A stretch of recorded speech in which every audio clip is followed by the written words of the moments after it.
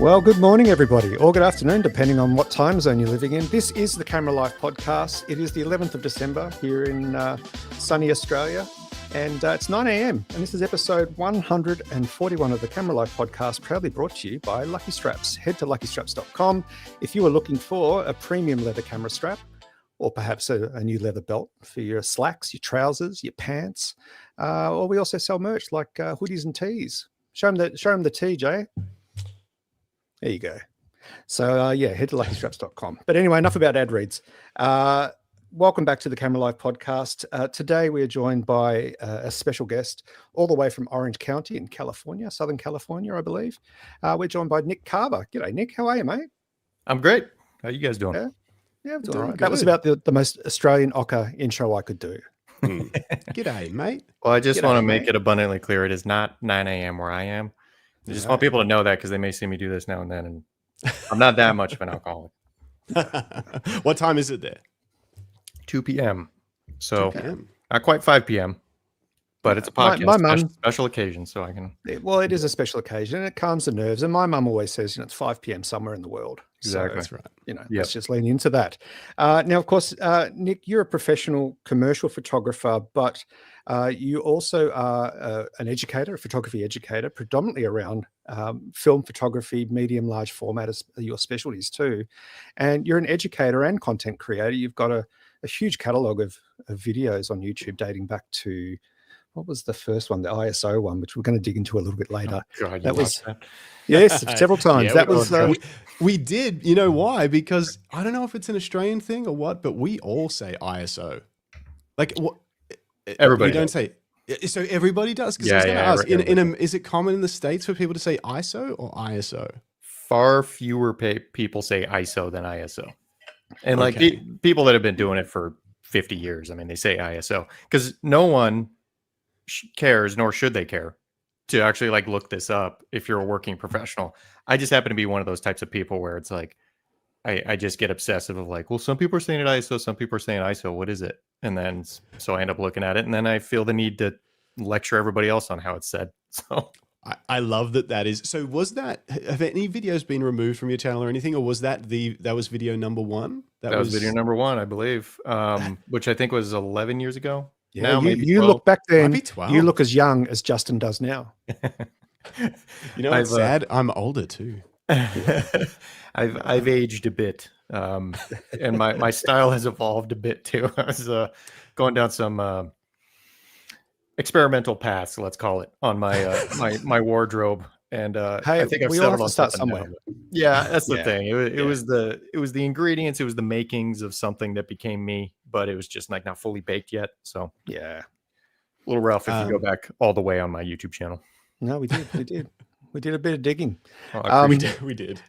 But before we dive further into that, and before we just say hello to everyone in the chat, can you just give us the quick version of who you are, who you think you are, and what you shoot and what you're known for? Yeah. So I'm a working photographer as an architectural photographer. So as I always say, I call it architectural because it sounds better than real estate, but I'm really a real estate photographer. It's just commercial properties, so office buildings and industrial buildings.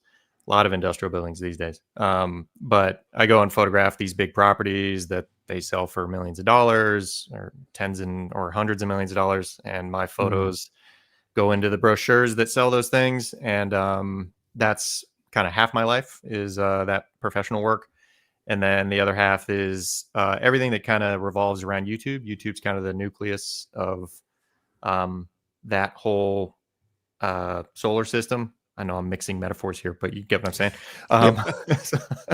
But I have online courses that I have students all over the world taking those, and YouTube feeds students to those courses. So it's all kind of rooted in the YouTube stuff. I've been doing YouTube for quite a while now. So like we said, about 12 years, 11 years, something like that. And the professional side of my work is all digital photography. So I use Canon equipment, modern digital cameras, all that kind of stuff. Never get to use film on that. But I really love shooting film. That's really what I care about. So I do all my YouTube stuff, and courses are largely centered around large format cameras, medium format cameras, that kind of thing. So yeah. That's Right. me. It's you Nice, in a thank nutshell. you. I want to ask about later on. I'll ask about your commercial work a bit because I couldn't find a ton of info about that floating around on the internet. So I'm really interested in how that how that come about, how that business works, and that sort of thing. But do you mind if we quickly say hi to a few people in the chat and just see what's up in the live chat? Please do. Because always first, Philip Johnson says morning all and g'day Nick. He's always first every show. It's amazing. Yeah. Oh, that's cool. David Mascaro is here from San Francisco. Lucinda, what's up? Paul, good to see you. LTK, Thank you, my Wookie, friend. Down South Photo Show. Great to see Nick back in Aussie screens. Lovely guy, super talented. Looking forward to the chat. These guys, you did a podcast with them maybe a year ago or something, I think. Yeah, they're great. They're Brendan great and guys. Cam. Yeah, Send me one of their books too, which is amazing. It was wow, nice. yeah, beautiful, big book. Very, very nice. Yeah.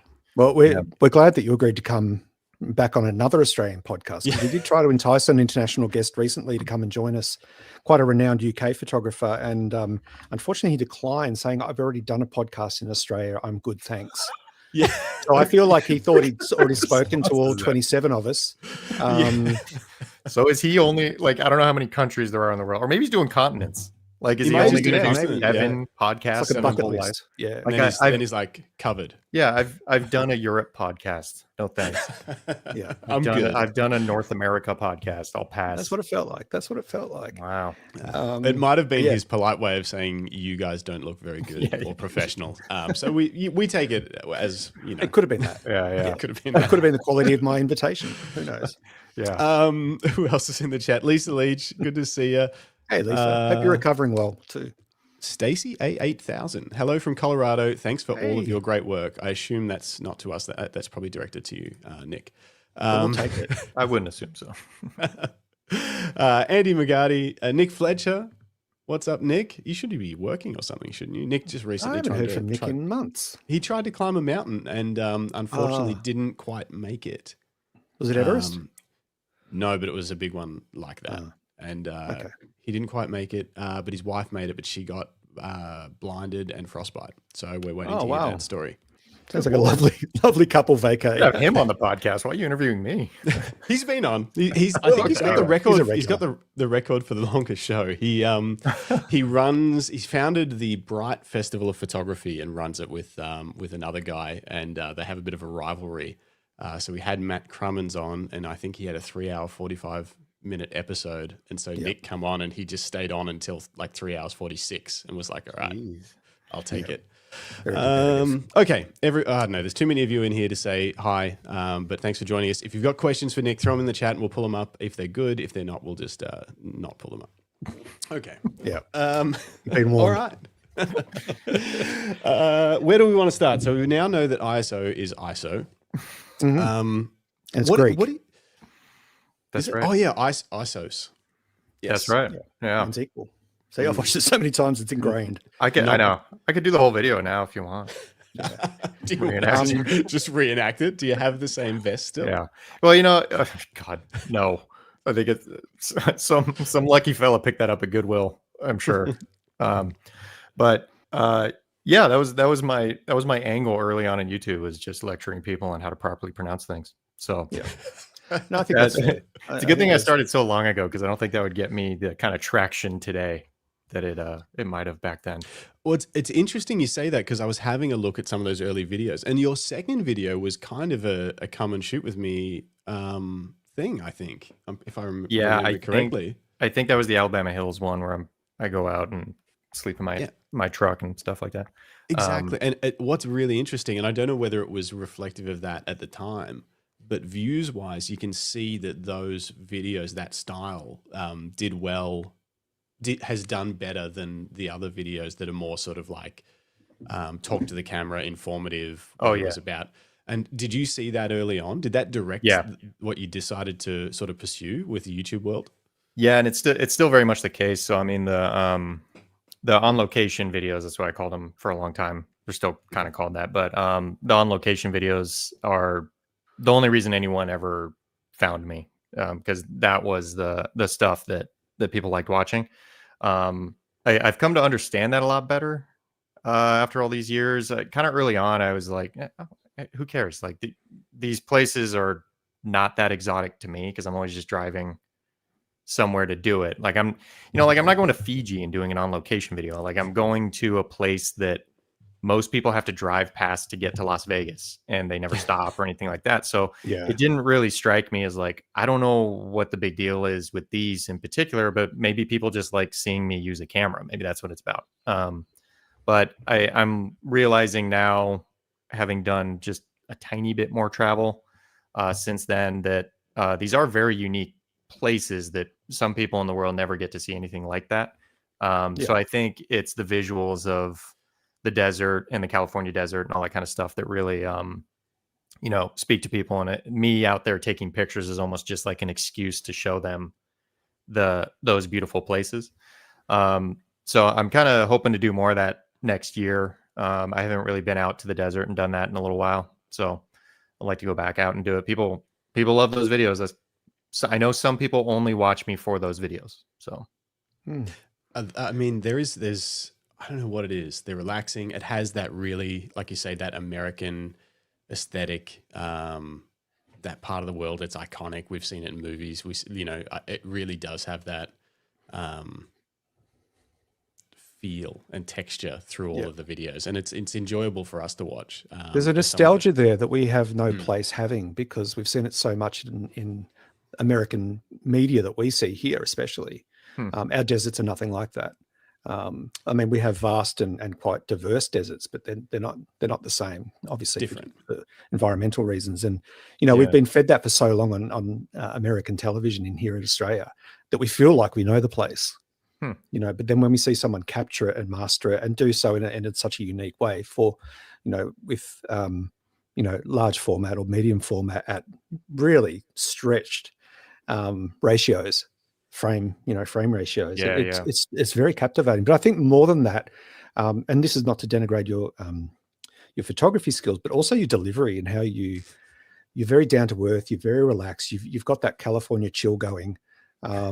People are coming up to you. I watched one last night where you were talking about getting back into used to be Taco Bell. Yeah, previously Taco Bell. Taco Bell, sorry. And previously Denny's and all that kind of stuff. Yeah. And this guy cycled up to you. He wasn't in shot, and you talked about how your camera stopped working for a bit, and then he came back with a beer for you, and there was just that very casual, and that also resonates with us here in Australia because we've got a very relaxed culture. Yeah, when it comes to that sort of mates and everyone's a mate in Australia until they do you wrong, and then he's old mate. As soon as someone in Australia does you wrong, then they become old mate. Oh, okay, mate. So that's the anti-mate. There's two. Well, you can even mate can be gay mate, or mate can be pretty aggressive, like be a little hostile. Yeah. It's like bro here. Like hey bro, or like what's up, bro? Yeah, exactly. It's all in the delivery. There's another word. I probably shouldn't say it this early on the podcast because it'll get us squished a bit on YouTube. But there's another word we use a lot here in Australia that works in both ways. Starts with a C. It does. Oh, okay. I was like, very common vernacular. Very common. It's the first word they teach in primary school. Yeah, outside the US, you guys have really embraced that term. It's a shame. Yeah. We're missing out. We don't get to throw it around like you do in England. It's way especially more offensive in the US than it is. Yeah. You'd have to be holding like a bat or something and say it for it to be aggressive over here. Whereas over there, it's like if anyone accidentally says it, it's like, whoa. I like that. Anyway. Yeah. Anyway, it's different. It's a different world.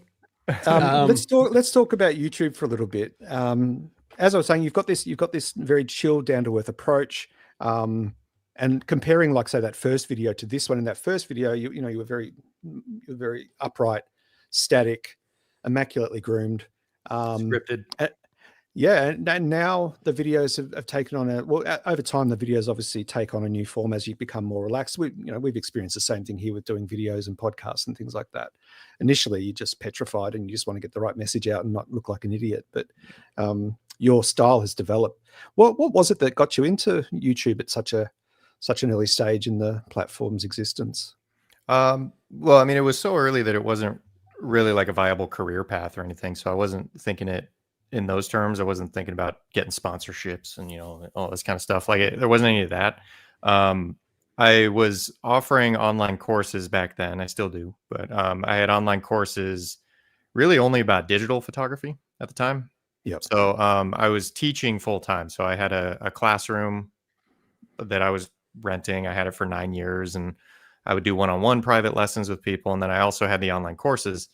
And YouTube looked like it would be a good way for me to demonstrate my teaching, so that people would potentially sign up for a course. And that was kind of the original impetus. And then the on location stuff really had nothing to do with that. The on location stuff I decided to do because there's a YouTuber that's been on there even longer than me. His name's Ben Horn. He does large format film photography, and he did those on location videos way before anybody. And is obviously very good at them. And I saw those videos and it's like, oh, that seems kind of cool. Like when I go camping, there's a lot of downtime, nothing to do. So maybe I'll film a video while I'm out there. But it was a weird dilemma in the beginning because I actually felt like those videos didn't fit in with what I was trying to do on YouTube. So I almost didn't do it or didn't, you know, continue pursuing that because I'm like, oh, this is something people aren't going to care about. But the people are really going to care about what's a full frame digital camera, because that's the wave of the future is, you know, all this digital photography stuff. So I was doing like kind of instructional digital photography stuff, and then occasionally doing a film centric on location video. That was a little more for me, and I kind of enjoyed making it, but I thought it wouldn't lead to anything. And then of course, ironically, that's what grew my channel. And then it became much more film centric. But you can see that in my videos. A lot of the earlier ones are much more digital and kind of not really tips, but like explaining little things about digital cameras, which I don't really do anymore. Yeah, I saw there was a 5-part camera series and various things sort of smattered in those early days, which was interesting because that you really don't see much digital at the moment, other than I sent this to Greg because I hadn't seen this video of yours of you your trip to Paris with an X Pro 2. Oh yeah.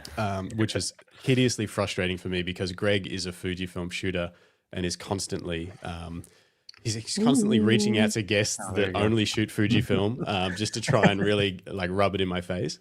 And when I saw that, I was like, of course he shoots with an X Pro 2. Greg's going to love this. Yeah. Well, if it makes you feel better, the camera just collects dust. It's a beautiful camera. I just never use digital for anything that I'm choosing to shoot on my own. So it just ends up sitting there. But yeah, it's a great camera. I find the camera a little frustrating personally sometimes too, but Fuji guys are hardcore. They're all Yeah, I've even got shoes, Fujifilm shoes. Somewhere. He's actually got Fujifilm. Yeah. What are they? Chucks? Converse. I got some Chucks, custom made Chucks, one of one. Oh man! With one of my because I used to do, I still do product reviews for photography gear, and I got invited by Fujifilm Australia to go and custom design a pair of cons just for me. So I sent them a photo I shot of the new XE5, which is this camera. So I'm just getting a Fujifilm plug-in. And every show. They printed the photo onto the tongue of the shoe. So I've got this unique Converse. So you got them in like a lucite case in your with lights and lasers and the whole thing. Yeah, 24/7 security. Yeah, as it should be. Yeah, as it should be indeed. Yeah, they're like bright white, so he can't wear them out. I'll immediately step on them because that's what you do when someone has fresh kicks. They're your dress shoes. They are my dress shoes. You're wearing your white suit. Yeah. No, when I wear my best tracksuit pants, which is what do you call it? You call them track pants? Track pants? What do you call them in America? Yeah, I think track pants. Yeah, you're talking about the ones with like the 2 stripes up the side and for running. Best worn with the short shirt undone really low and a big gold chain and a hairy chest. I was going to say a little bit of chest hair, which I also don't have. How did we get there? So there's so many places I want to go, but I just want to, this is on my mind. So I want to ask, how much has YouTube affected or impacted your photography in terms of the direction that you've headed, creativity, inspiration? Like how much does the thought of making a video about something you're going to shoot change the way that you've actually approached photography? Yeah, that's a really good question. It's it definitely affects it, and I really try to not let it, because when you're like, for example, as we were talking about, like everyone wants to see me go out to the Mojave Desert to take pictures. That's really the videos that do well. That's what people want to see in the videos. I don't really have an itch to photograph any of that stuff right now. So I want to photograph stuff that's within walking distance to my of my house. Basically, I don't know if it's a phase or a new step in my photography or something, but I kind of rather photograph buildings that are in populated areas. So then I kind of have that dilemma where I'm like, well, I can make a video of me photographing the previously Denny's down the street, and I really want to make that. I think that's cool, and I really like that picture and everything.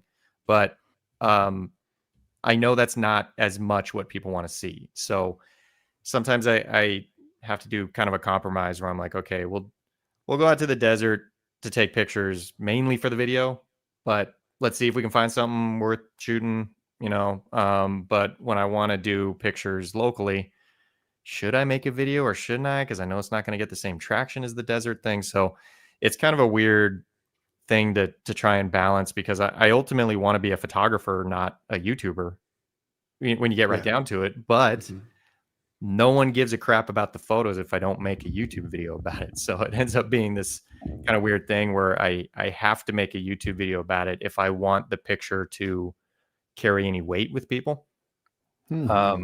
So it's an interesting observation, isn't it? Yeah, it's frustrating, but I mean, I've made peace with it. It's better than the alternative, which is you have no avenue to make your photos carry weight with anybody. I sell prints now. I didn't before YouTube. I wouldn't if I didn't have a YouTube. And I really loved making prints. So I mean, it's like if that's the end I want to reach, then this is the means to that end. It has to be done.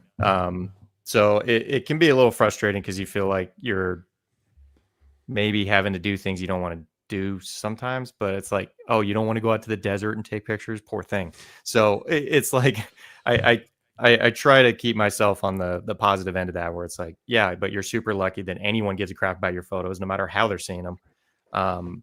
And YouTube has been a huge blessing, I guess you could say, in that respect. So yeah.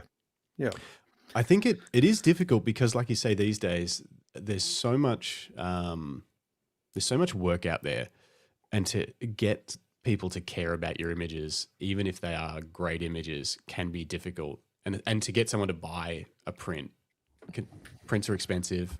It takes a lot of care to make them. Then you've got to hang them. It's a decent undertaking for someone to part with their money to purchase a print off a photographer. And I don't think it's easy to do. I think it's something that people have success with, but they put a lot of work in to make it happen. The people we've had on the podcast that sell prints, most of them have, to be successful, have had to open a physical gallery, and that's a whole nother that's another lot of difficulties. Full-time business venture on its own. And everyone, all of them have said how difficult that is in running that business. Very much. But so I think, it is. It's difficult because on one hand, it would be great if you could just make images and people would just want to buy them and not have to have a video attached to it or whatever. But also, there's so much more meaning for that person because they know what was involved in creating that print. In that image. And there's kind of two ways to look at it, which is like, ultimately people are supporting me, not my photos. Ultimately, when you get right down to it, because they're buying. I don't sell prints to anybody who isn't a YouTube fan. Those are my only customers. So they're buying it, maybe not even because it's their favorite photo, but because they know me. They feel like we're friends. There's a connection there. There's a community that maybe I don't get to have the luxury of that with them, but they feel that with me. So they're ultimately supporting me because they like me. And the two ways to look at that is you could be like, well, yeah, but I want it to be about the photos. Like I want it to be about the work. And it's like, well, yeah, but don't you want people to support you? too. So it's kind of like, maybe it's okay if it's not like their favorite photo, but they like me enough to actually hang something of mine on the wall. Yeah. Is it like when like gaming? We're a big gaming household here, and my kids watch a lot of gaming YouTube, and they're constantly hassling. Well, my youngest is constantly hassling me to buy merch. It'll be like some cheap, shitty soft toy, or it'll be a cheap desk mat with printing on it, a mouse pad. But for you, it's actually prints. That's your merch. Yeah, and I would like it to be books. So I really, really, really want to do a book, and I know a lot of people do books, and I think that's maybe the best way to consume photography, truthfully. Wall art is great, and I love the satisfaction of seeing a big old print on the wall, but a book is way more accessible to people, and you can tell kind of a more thorough story by combining photos and all that kind of stuff. But I haven't done a book yet, and a lot of people have asked about it because I just don't feel like I have enough for a book yet. And I see photography books sometimes where I flip through it and it's like, dude, this is half baked.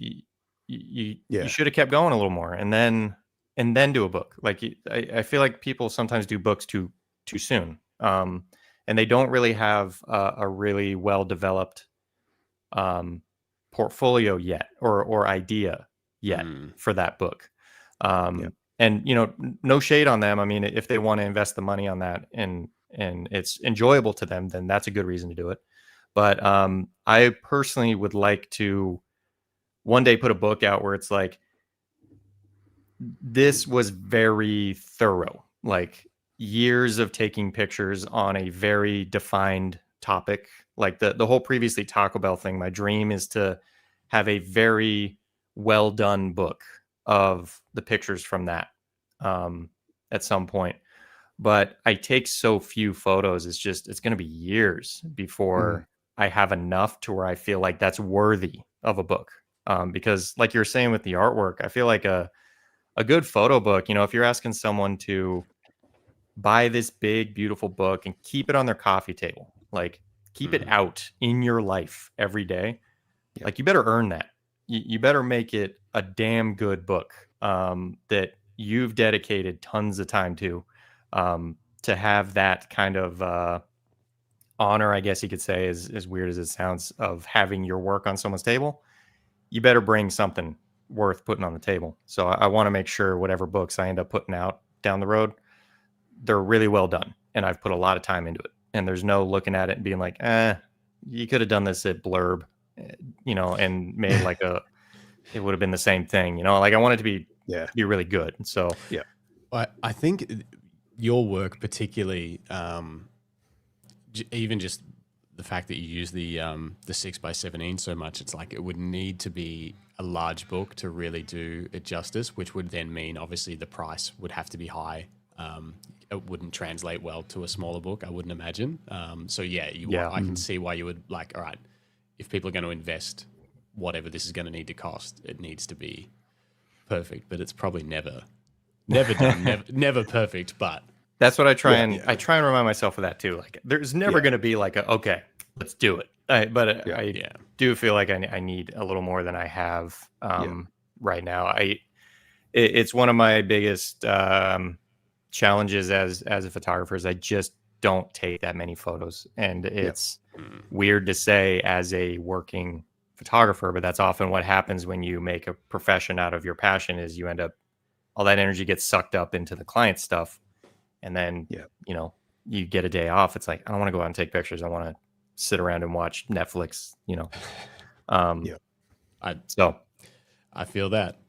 We talk about that a bit. I did a decade as a wedding photographer. And in the busiest years of that, particularly in the summer season, it was just the last thing that I wanted to do was even pick up a camera, even it's a real shame. Cool, I see that with everybody. I mean, every photographer I know that's like a consistently working photographer, they don't really have any personal work anymore. They just don't pursue anything if they're busy. Some of them don't even really end up shooting their own client work much anymore. They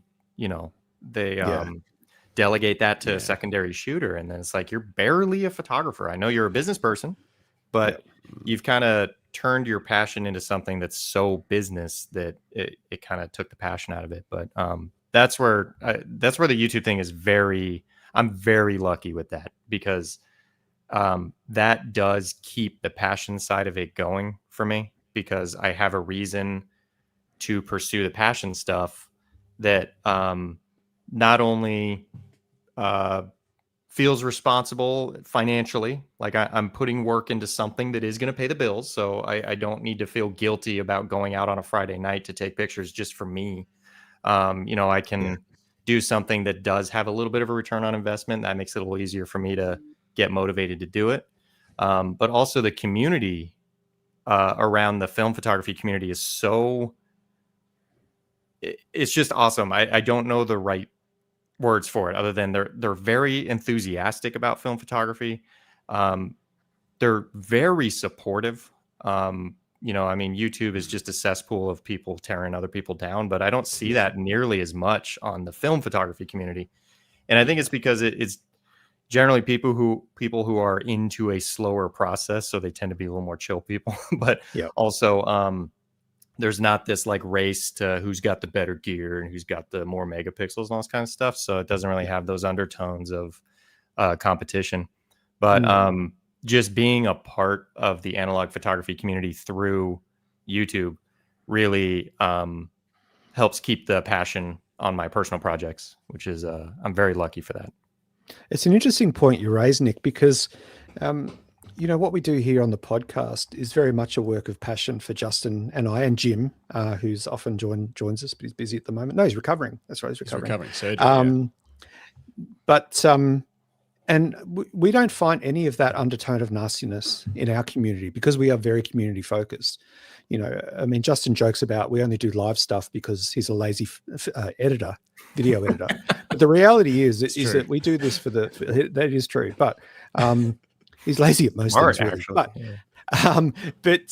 we do it. We go live because we've got a community that we want to support. We want to hear from people in the chat. We want to create relationships with them, not for any financial gain, but because we genuinely love what we do. We love our craft. And we bring passion to it, and so we create a safe space for our community. And there is no undertone of that, that kind of typical tearing people down, because here on the show we share people's images. Every Monday night we have a segment where people can email in their favorite images from the week, and we'll bring them up and talk about them. And there is nothing but love and support from the community.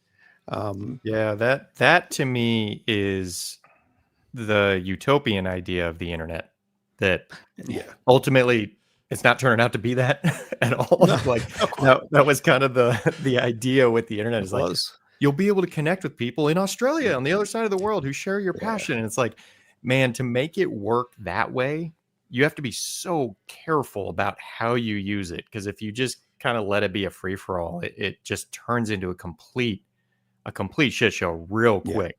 But these kind of smaller communities where it's people who are dedicated, they come back to you every time, and they know you're gonna be there to talk about the same stuff you're both passionate about. I think that's kind of the key to it, and that's what I've tried to be on YouTube, is just, maybe I'm not the most prolific. I don't put out a lot of videos every year, but when I put something out, I'm hoping people look at it and they're like, okay, I know I'm going to feel a certain way watching his stuff, and that makes me feel good. And it's not going to pull in a bunch of people that are like, actually the megapixels on that are, whatever. And like, ISO actually means this. It's pronounced ISO, not ISO. Yeah, you see, I want to be the one on the other side of the camera saying, actually ISO is pronounced ISO. I want to monopolize that assholery. That's what I'm saying.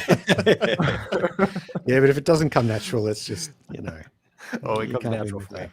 I got to write that down. I just thought of a question. I want to check in quickly with the chat, because there was a couple of questions, but the chat, Clippy Jesus definitely wants a book. Christine Wilson wants a book. So yeah, that'll be amazing when it happens. But obviously, you certainly cannot rush it. I bought a book from one of our guests. How long do you reckon? what did Michael say this one took? Like how it was 15 years. 15 years, yeah, of work. That to me is the right amount of time for a book. I'm not saying it should always. Well, geez, too many drinks. I'm not saying it should always be that long, but like that's someone who made sure they fully explored the concept before they put it on paper, because it's permanent on paper. Like that's kind of where I'm coming at. But anyway, I didn't mean to cut you off. No, it's a fair point. Who else was I going to check on here? There was a question. Brendan Waits from down south says, "Oh man, this guy's brilliant. We'll watch back after work." G'day, Nick. Couple of questions. This one's probably more in depth. Clippy Jesus wanted to know, any plans on doing another show similar to the one you did at Casa Romantica? Oh yeah. So just to fill everybody in, that was a little gallery showing that I did locally here in Orange County. It was photos from deserts of the American Southwest. So I call it American Desert, and it was a bunch of artwork. I saw the video on that in 2 rooms. That looked beautiful. How did that go? Oh, it was great. I mean, the spiritual enrichment was through the freaking roof. I love making framed pieces, so I got an excuse to do that. A bunch of people came out for the artist reception, which was I was not expecting, and it was really cool. Line out the door through the gallery. The gallery said they never seen that before, and all that kind of stuff. I'm not saying that to brag, but that was amazing to me, and it kind of put the popularity of my YouTube channel in real terms, because you look at these numbers, you look at the stats, you look at all this kind of stuff, and it's really, they don't mean much. Like 130,000 subs, like I don't know what that means, man. Are half those people dead, or half of them robots? I don't know.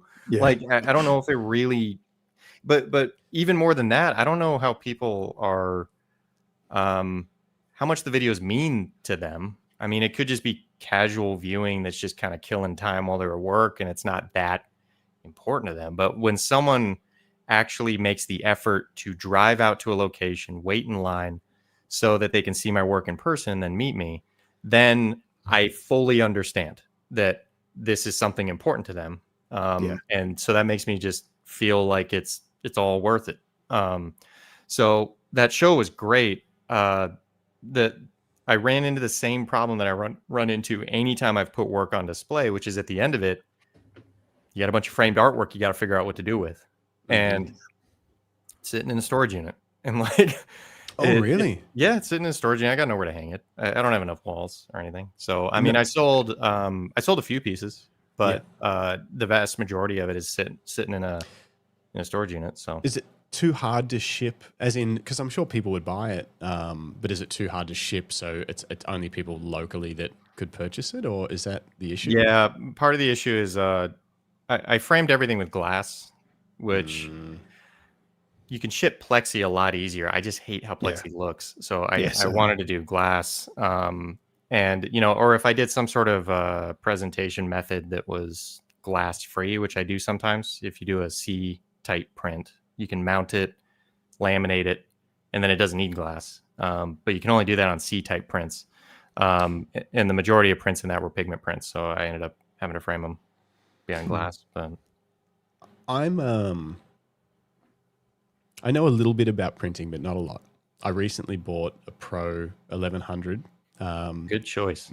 There's a video on that on YouTube that I watched last night. Video. Somebody. I did watch that before I bought it.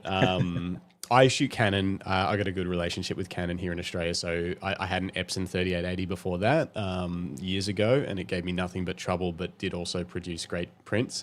And then this time around, decided to go with Canon. Anyway, long story short, before I get into all of that later in the show, because I've had a lot of problems with the color.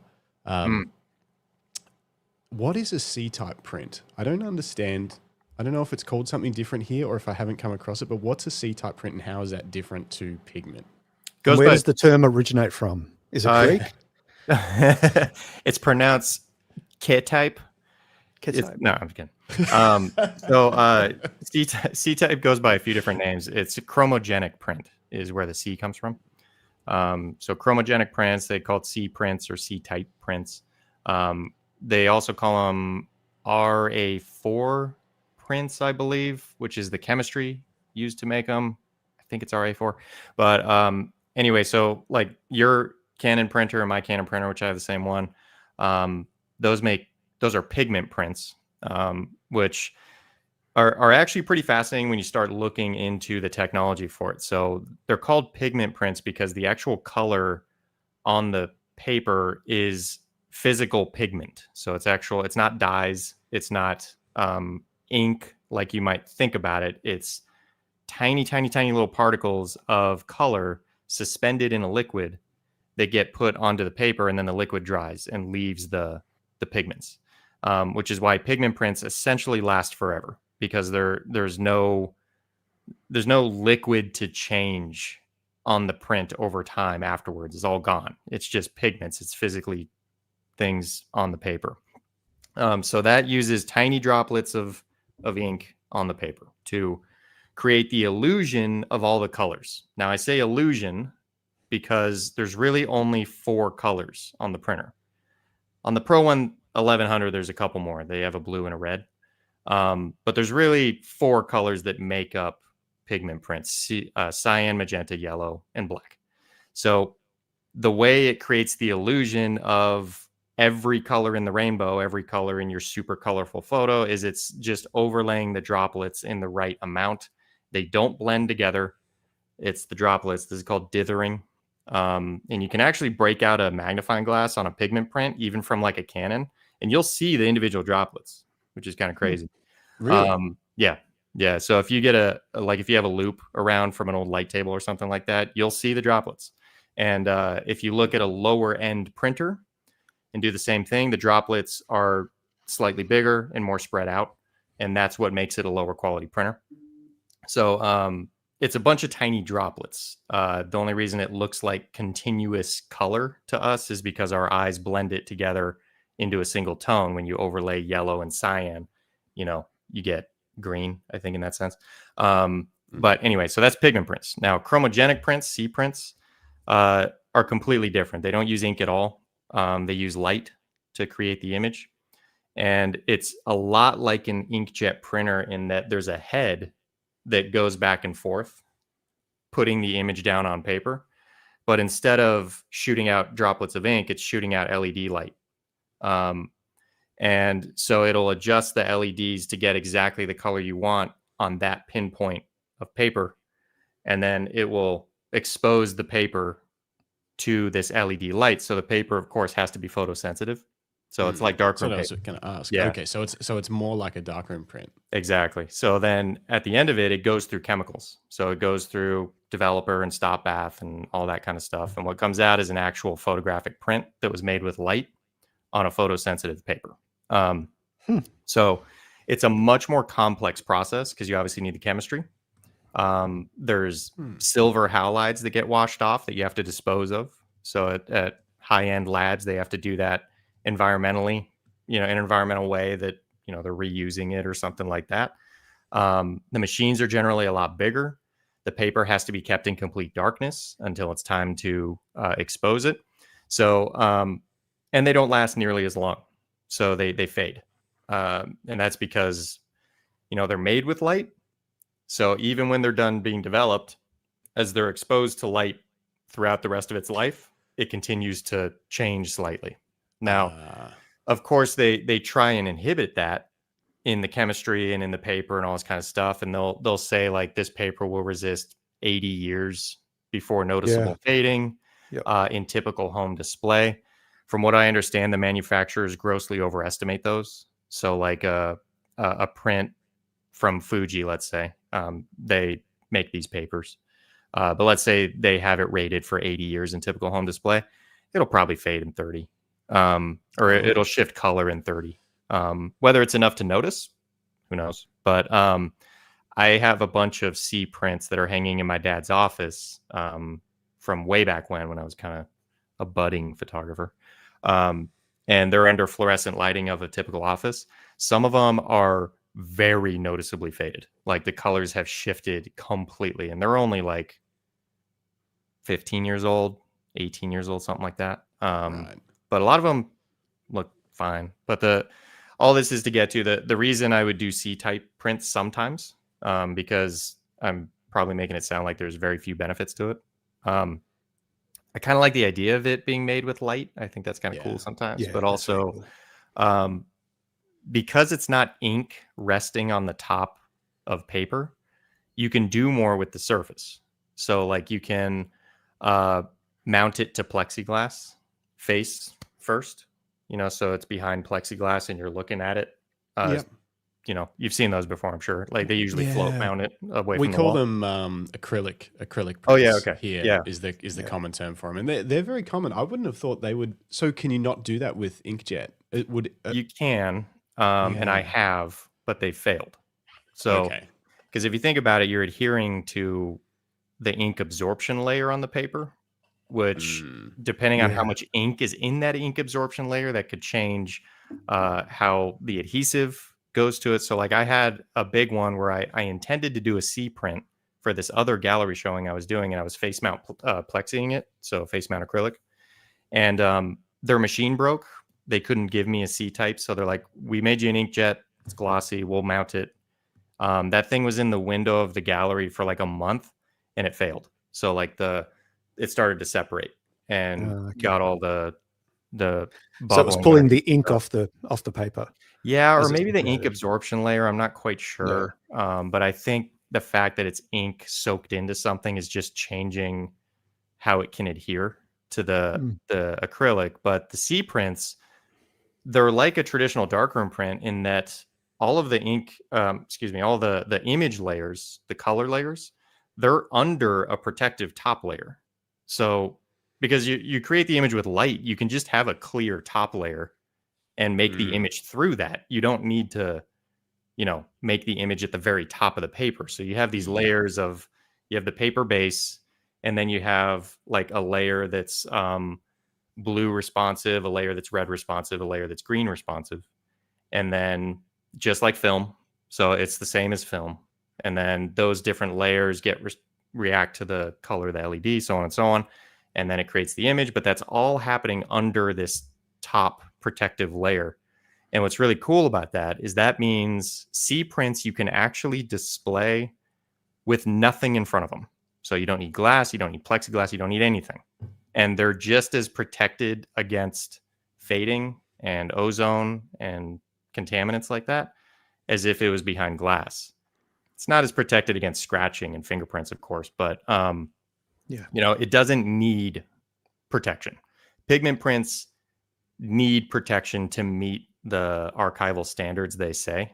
So like, because things like ozone in the air will deteriorate pigment prints. So those have to be protected. So all of this is my typical Nick Carver, insanely long-winded way to say C prints I like sometimes because I can frame them with no glass, no plexiglass, no nothing. They just have a laminate over the top. And it's almost like a painting in that sense, where you'll see like a canvas painting and there's nothing in front of it. It's like that, but it's not canvas. It's tack sharp. It's a photo. It's all that stuff. So I think I just want to jump in with one comment, and there's the folks in the chat are echoing this. I think you just demonstrated for us yet again just how comfortable you are talking about your craft and the very specific details, but more importantly, the way in which you just explain to us without mansplaining. It's a very popular term here in Australia, mansplaining. Justin does it all the time. Professional. But, and you basically just ran a, thankfully free educational session for us on that topic. And I think that's what I found with your videos too. And the last video I watched late last night was your, the comparison between the two printers, the 1000 and the 1100. And it was just captivating for me because I didn't know a lot of what you spoke of, and just the way in which you provided comparison between the two products, not only in terms of its tech specs, but also in terms of its output. You traveled to the desert just to do those 4 pano shots. And I think at one point you got it up to 5, didn't you? And one particular subject. And then came back and printed them and analyzed all of that and showcased for everyone what's involved. And I think that's really compelling. And I think, we just were involved in an example of that. And I think there's a natural skill there for you as an educator that shines through. And like I said, the chat are definitely echoing that. So, yeah. Well, thank you. I really appreciate that. I love teaching. It's a lot of fun. And the printing stuff happens to be on my mind right now because I'm actually making an online course about printing. So I've actually been researching all that stuff a lot lately. And there's so much interesting stuff that no one thinks about or learns when it comes to printing a photo of how this technology works. It's pretty wild. And even the color management stuff, like all that stuff that's been figured out for us so that we can just get our photo to look reasonably good on paper. Like the fact that what we get on paper looks anything like we see on the screen is a miracle. Yeah. But it's all this technology and all these organizations like the CIE and the ISO isn't even involved with that, but all these organizations that have set standards on things and kind of gotten everyone on the same page. It's pretty interesting stuff. Yeah. Do you think that's a dying art, that ability to actually understand how a machine works to make a print or to take a photo or, yeah. People, I mean, I guess we fall back on, the whole app mentality of I'll just download an app and press a button and it will print. I don't need to know about color science or paper quality or, the machine will do it for me. Yeah, I think you're right. Cause I mean, everything is so automated now and everything has gotten so much easier. So a lot of this stuff, you don't need to know all that, and you can still get decent quality stuff. But what I've definitely noticed is like, it's this constant like one-upmanship where like you get a little bit better. So you start to see the blemishes and you start to see it could be a little better. So then you got to learn a little more. And then because you learn a little more, you want to implement that stuff. So then you start like bringing up the quality, but then you start to see something else. And it's just like, you get so deep into it and you get so good at noticing things that are off that you kind of have to become an expert on it. But for the type of people, and I actually legitimately envy these people because I think it's actually like almost a mental illness with me, but the people that can just be happy that it looks this way and they don't need to like go down chasing that rabbit hole of learning every last little corner of it because they want to get a 2% better print. Like that's kind of a relief. I would imagine, because I certainly don't have that. Like I assisted for a guy once. He did automotive photography, big in the 80s and 90s. So like this guy's work is so freaking cool. So he shot everything on large format reversal film. So completely unforgiving for exposure, color, everything. You have to get it perfect in camera. And he would shoot a large format camera in his studio. He'd bring in like a hot rod, or like some of my favorite photos of his, it would be like a Lamborghini Countach, because he was taking pictures when that was a new car and everything. Yeah. So like he'd have this Lamborghini Countach or whatever, and he would light it in his studio. He would bounce lights off the ceiling. He pioneered this whole look of the car floating on a black background, which we just do with Photoshop now. But he was doing that on a piece of reversal film. So he had to get the background and the lighting and everything dialed in perfectly so that on the piece of film, the car looked like it was floating on a black background, which was a massive undertaking. But he perfected it, did a good job. He did this for 40 years, 50 years, whatever. Kind of ended up retiring. And then I went and assisted him on a job. He had some hot rod come in, and I just went to kind of not even really assist, just to shadow him. But I came into his office one day and he had a piece of reversal film on the light table. And he's just like, look at that. And I went over, I'm like, yeah, it looks great, man. It's a great photo. He's like, what's wrong with it? I'm like, I don't know. It looks pretty good to me. He's like, it's green. The black hot rod's green. And I'm like, maybe a little bit, like if you squint, but it, like he saw it. There was this color cast. It was a problem from the developing. So the lab developed it so that it resulted in a slightly green color cast. And it was driving him nuts because he's been doing it for 40 years. So he sees like, oh, that needs +2 yellow to be perfect. And it's like, I remember that stuck with me because I'm like, I kind of hope I never reach that point. Like that's impressive. Don't get me wrong. And that's who you want shooting your multi-million-dollar car. But my God, I can't imagine that life where you're going around and it's like, okay, that needs +2 red. That means -1% yellow. It's like, oh, that's a level. That's an attention to detail that's even a bit much for me. But it's kind of unavoidable if you keep going down the path of learning more and more and more. And then eventually just every little color cast drives you nuts.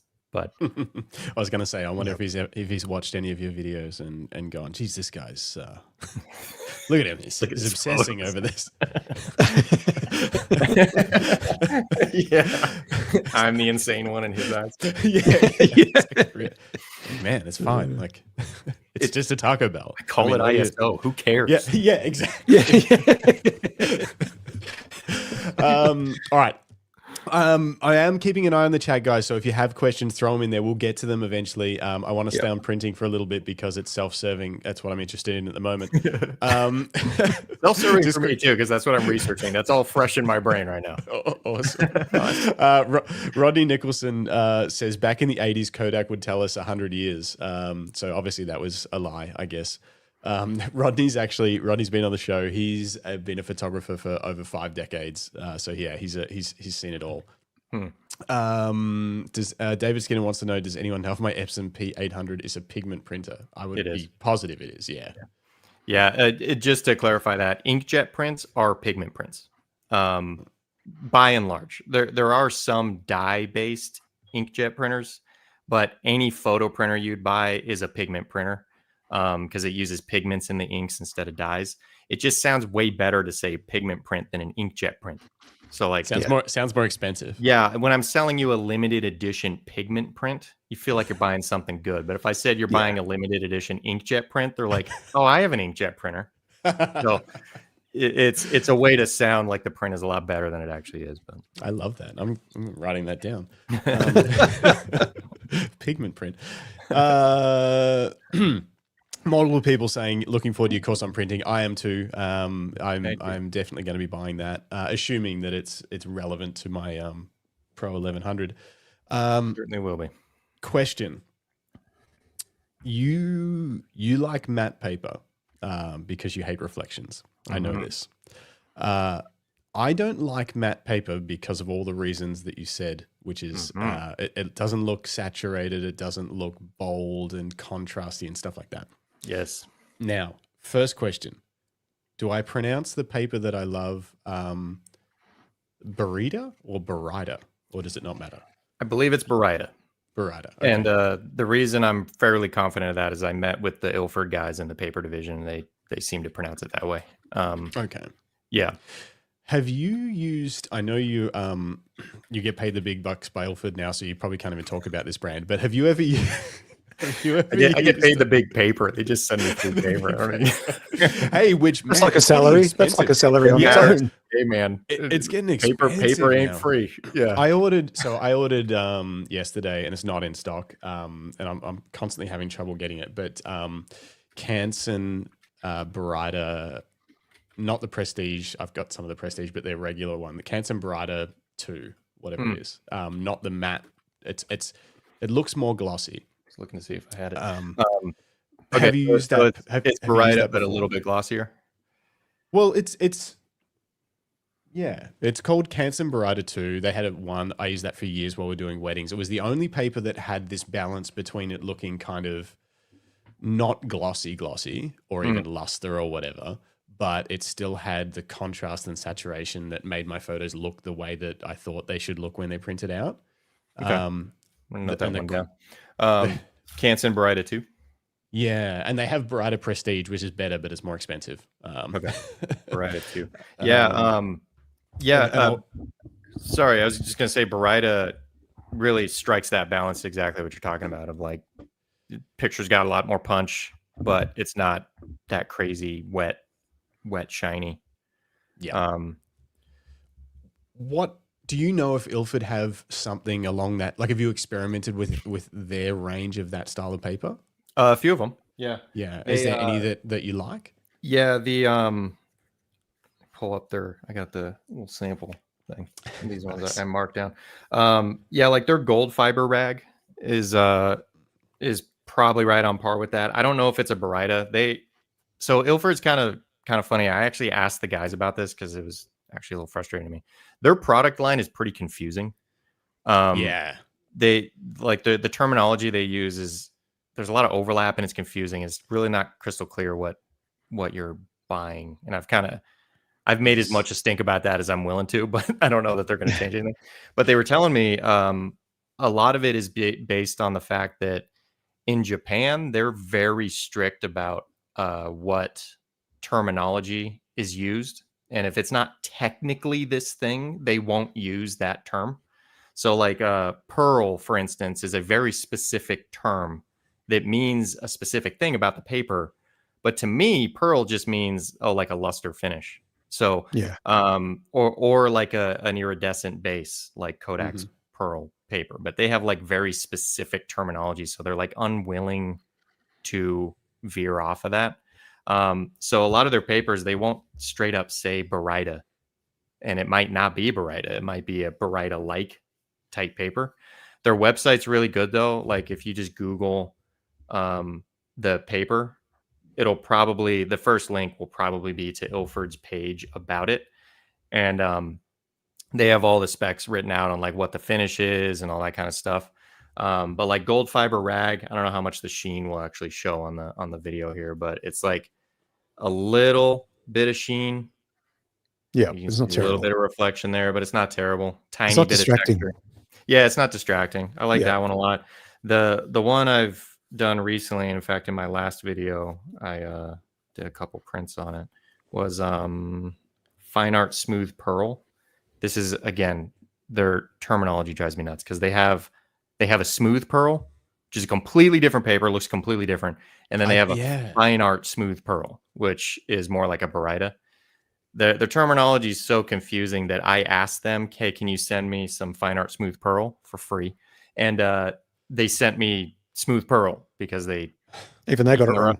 Yeah, their own terminology. They can't really get it right. But that one's pretty cool. It's a little more dull, but it's got a little bit of sheen to it, almost like a kind of pearlescent base even. But yeah, I'm kind of leaning more towards that genre of paper, I guess you could say, is the Barytas, because if you can get one with just the right amount of sheen where it's not distracting, it's pretty nice. And the main thing I like about them is, or I should say that the main thing I hate about glossy is the gloss differential you can get on them. So that's an actual term they use in the printing world, but gloss differential is where, the paper has a certain gloss level to it, but the ink itself has a certain gloss level to it. So if you put down a lot of ink in one area and very little ink in the other area, the gloss is going to be slightly different because you're mostly the ink's gloss over here and you're mostly the paper's gloss over here. So you can actually see that. And it almost looks like a topographical map of ink, where like some areas you can almost see that it looks thicker because the gloss is different on it. And like straight up just inkjet glossy papers. Yeah, you can sometimes see it. High contrast images, you can really see it. It's a photo. Sorry, I can't say at the snow. So there's a lot of white. Yeah. So I was like, I wonder if so that'll be primarily the gloss of the paper, and then like the helicopter there and the people and everything will be more the gloss of the ink. Yeah. Now sometimes it's not noticeable at all because if the paper is pretty good at matching the glossiness of the ink, then you don't really notice. But some papers it's super noticeable and it'll look almost like the light areas, so like the snow areas on that just looks like naked paper and it looks like it forgot to put down ink. So then if from the right angle, it just looks like an inkjet print. And that's one of the biggest things I don't like about glossy prints. And Baryta doesn't have that nearly as bad. It's almost like the white part of it blends a little bit better with the glossiness of the inked areas. But I've been experimenting with a lot more papers than I ever used to. I kind of was just a matte only guy forever, but I'm trying to branch out because when you start experimenting with these, man, some of these papers are gorgeous and like a picture will look just like it's made for that paper.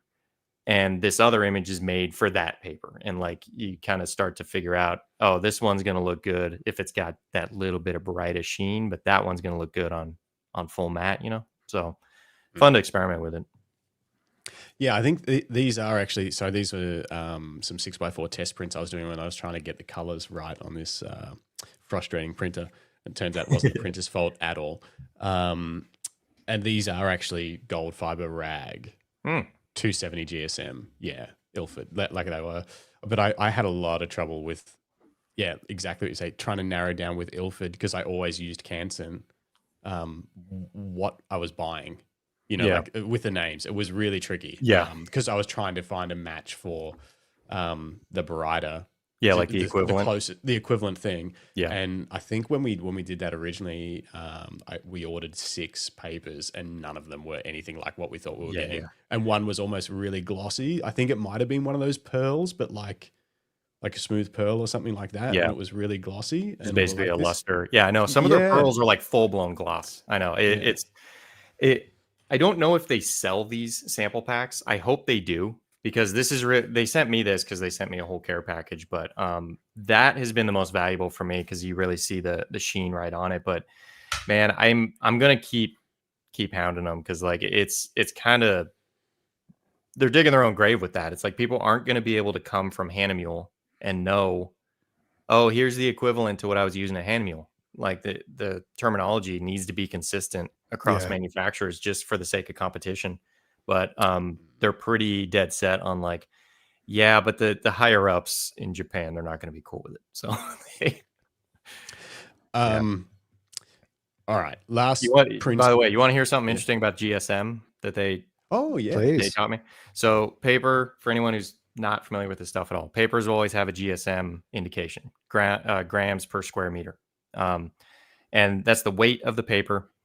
And that's often used to describe the thickness of the paper because it makes sense. You know, if the paper is thicker, then it's going to weigh more. So Canon even takes that to an extreme where they have limits on what GSM paper it will accept in the top feed versus the back feed.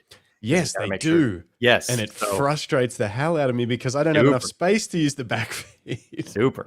Plus the margins are worse on the back feed. So like if you want to do a little 4x6 high GSM paper, it has to go in the back and you may not be able to print all the way to the edge or whatever. But anyway, so GSM I've always associated with the thickness of the paper. But what the guys at Ilford pointed out is like, well, there's other things that factor into weight of a paper, how loosely packed the fibers are, for instance. So like some papers, they'll actually be thicker, but they weigh less because it's a looser binding of the fibers. And then not only that, there's fine art papers, and then there's oh my God, I can't believe I'm spacing on I just did a whole freaking lesson on this. There's papers that have a coating. So they have the plastic coating. And those would be like your lusters, your glossies, your like photo papers. So they call them photo papers versus fine art papers. Now, make no mistake, they all have a coating. Even fine art papers have a coating. But the photo papers have like an actual plastic coating. So it's made of polyethylene. And plastic is pretty heavy. So you can have a plastic coated paper, which is thinner, but it weighs a lot more than the fine art paper. So the fine art paper, so it gets kind of weird because you'll compare two papers and it's like, okay, this one's 300 GSM, this one's 200 GSM, but the 200 GSM's thicker. And it's because the 300 GSM has a heavier coating on it, or it's more tightly packed fibers on the inside. And so it almost doesn't even equate to thickness. And yet we all use GSM to describe thickness. Thickness is really measured in microns. And like, do they advertise thickness at all? Does anyone advertise thickness? But it's buried. So they know no one's really looking at that. So like Ilford, you can go to their website and every paper, it'll have the GSM and the microns. Right. And then you can actually compare the literal thickness. But That's why some papers you'll pick up, it's like, oh, there's a 308 GSM. This is going to feel like hefty, like cardstock. And you pick it up and it's totally flimsy. It's because it's got really tightly packed fibers and or a heavier coating on the front. Interesting. Yeah. Because, I think this Canon, maybe it's just crappy. I got some Canon paper when I was trying to get colors right. I was like, I'm just going to throw Canon paper through this thing just to like do some cheap paper. Yeah. And it feels really thin, but it's like a glossy. It's like it's way glossier than I thought it was going to be. Whatever it's called. It's like their fancy one that has the holographic packaging that's all nice, like the premium something. Canon really platinum. like to let you know you're buying authentic Canon stuff, their batteries and everything. Well, yeah, except on the battery itself. But I was saying this, so I just bought an R6 Mark III, which is like the new kind of mid-level working man's camera. You know, like it sort of does everything. It's right in the middle. But it's still a decently expensive camera, and I've got more expensive Canon cameras than that too. And the boxes, it's like I've bought like a cheap bit of electronics from a department store or whatever. Like it's the box. Like there's no unboxing experience. It was sort of like it only dawned on me the other day. I was like, I don't know. There's places selling things for $100 that put way more effort into the unboxing experience than like a $5,000 camera. It's quite crazy. Yeah, I bought. But you also have. Sorry, Nick. I was just gonna say I bought stuff on Amazon, some crappy little electronic, and it's like, you know, everything on the box is mistranslated and everything, but the unboxing experience is incredible. Like they put all of their R&D into the box, and like the product itself sucks. Sucks. Maybe Canon's okay. I'll give them that. Maybe they're putting their time into the cameras and not the box. I'll give them that. But I still think you also have high standards for your own products, for Lucky Straps. Like the way that you package them is quite special and thoughtful. That's true. And I know it's a different scale of economy, but there is effort there. You've made very specific choices about recycled cardboard and cotton bags and the postcards and the stickers. Cool. Like it's almost like a care package you get with your strap. I think it's just because I really like what's this called when it's like foil printing. Oh yeah. I just really like foil printing, so I just That's cool. We put that on stuff and but it's you that just stuff think matters, man. Makes you feel like you got something special, something valuable.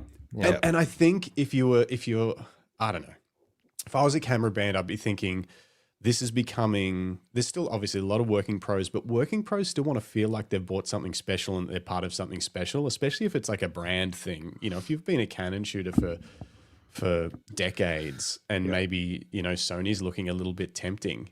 If you have no like brand affinity because you literally just get this black box with a camera in it, that doesn't even have a manual anymore. It came with a getting started booklet that was so thick it looked like a manual, but it just has 3 pages of every language on the planet that basically says download the manual with this QR code. I was like, it's lost. I used to read the manuals every camera I got. I would read the paper manual. Oh yeah, Same. And now I would look them up ahead of time and read them before I bought the camera. Yeah, nice. Yeah. Just a quick comment here from Stacy A8000. I had no idea unboxing experiences was a thing. So that's what it was when I unboxed my Fuji. Yes, plus a little bit of unicorn blood. They just splash it in the top of the box. So when you open it, it's this ethereal experience from Fujifilm in Japan. Yeah. Japanese unicorns, by the way, not your standard European unicorns. The JPEG film recipes come fluttering out like butterflies. And the whole world just starts to look, exactly. It starts to look like fake film. It's almost like those, I've been watching these guys' videos. He makes these really intricate porch parcel bombs for when people come and steal his parcels off Mark the porch. Rober. He's made a whole like career out of it. Yeah. And it's a bit like that. Yeah. There's glitter and stuff. That's the unboxing experience of a Fuji.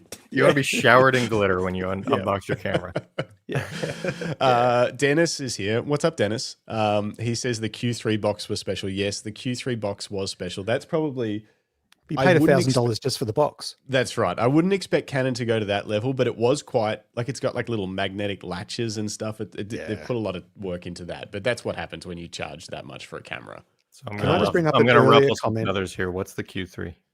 Leica Q3? Leica Q3. Okay, all right. I should have known. It's like I know nothing about Leica. I'm so confused by all the terminology and like all the summicron and all this kind of stuff. People say it to me like I know, like I'm speaking their language, like I know their language. I don't know what the cool, summicron thing. I don't know what the lens terminology is. But there's a lot of them. Yeah, and they're all different. You don't realize years. one's like 3,000 and the next one's 15,000, and Yeah, you don't know what the difference is because they look the same. Yeah. You're like, I don't know. Every time I've looked into it, I just throw my hands up. I'm like, it's not for me. It's too much. I can't learn a new language. I'm too old. Yeah. Speaking of too old, Dennis Smith is in the chat. Just another comment from Dennis. He says, I'm back. He's been ducking in and out.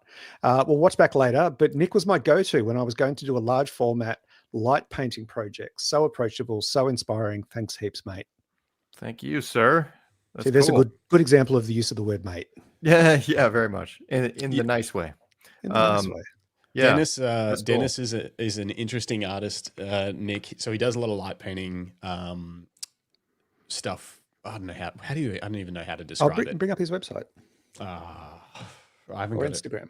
Okay. Anyway, lots of light painting with light painting tools as well. So as well as say like painting this scene, he'll also put like designs and stuff, designs and movements and things with like wands that he's built and stuff like that. So he makes all his own stuff. Yeah. And then he'll sort of basically perform through the scene so that every shot is a choreographed dance almost of what he's trying to achieve with the That's image. Really cool. Long story short, that stuff's tough, man. You got to remember where you went already. he downloads it into his brain somehow because he can repeat the pattern if he's trying to get something. He's like, I like that, but I wanted a bit more of this or whatever, and he repeats the whole scene just to finish something over there. Anyway, but we were at a photography festival, the Bright Festival of Photography, and he decided he was going to try and break a world record that no one has ever done before. So it's just a made up world record, which was the most ever light painting portraits in 1 hour on Instax film. Oh, wow. Fuji, those Instax cameras. So he had to 3D print, because there's no bulb mode for him to do the things, 3D print like, what do you call the things? The cable release. Cable release, that's it. 3D print things to make cable releases. He had 3 Instax cameras on a tripod rig. He had multiple people operating the cameras. Jeez, and I think he ended up doing 180 portraits, light painting portraits in 1 hour. Yeah, of 180 different humans. Yeah. He was just like dancing for an because hour. it was Instax, it couldn't be repeted because everyone got their print. But on the back, I think he put a sticker with a QR code, but they'd already moved away. But there was apart from people doing behind the scenes footage and photos, it was one and done. That's it, never to be repeated. So everyone walked away with this unique part of his world record attempt. And he hasn't seen most of them because 198. Yeah, he had to. It's just in case you're going to try and break the record. 2 more was all it took to get to 200. That's slack. That's wild. Yeah, dedication. Jeez. It's creative. But that brings up a really good point. So, on the show, we've interviewed a lot of people so far, and Dennis is an example of people that have 3D printed components to optimize their workflow and the tools that they're using. Another friend of our show, Greg Carrick, he prints lens mounts for his GFX because he'll put like old school projection lenses on them, and he'll have the mounts 3D printed.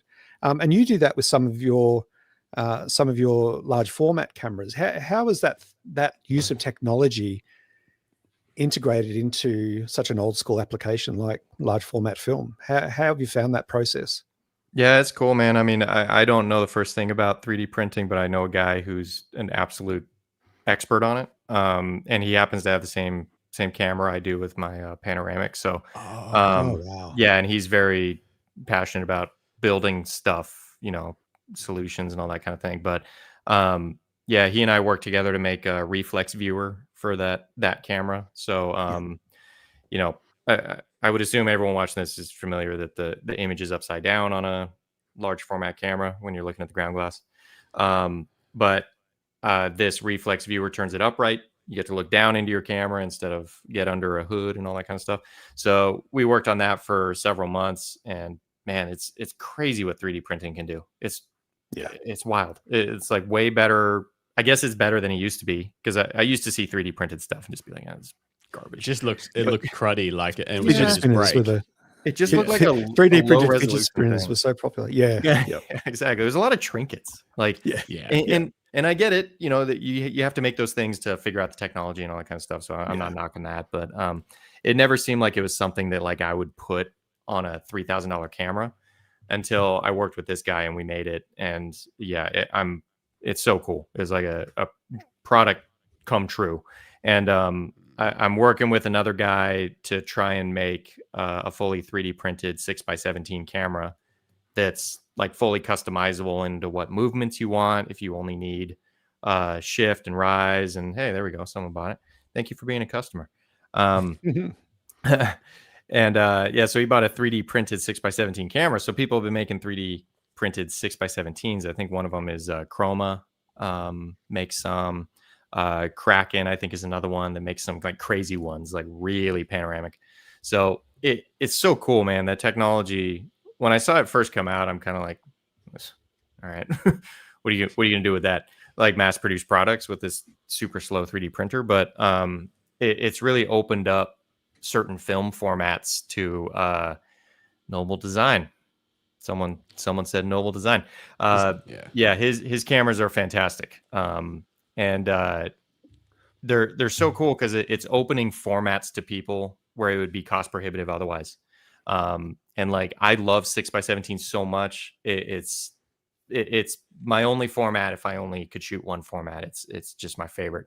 So the fact that people can get into it without having to invest $3,000 on a camera like I have, it's just opening it to a lot of people. So it's really, really cool technology.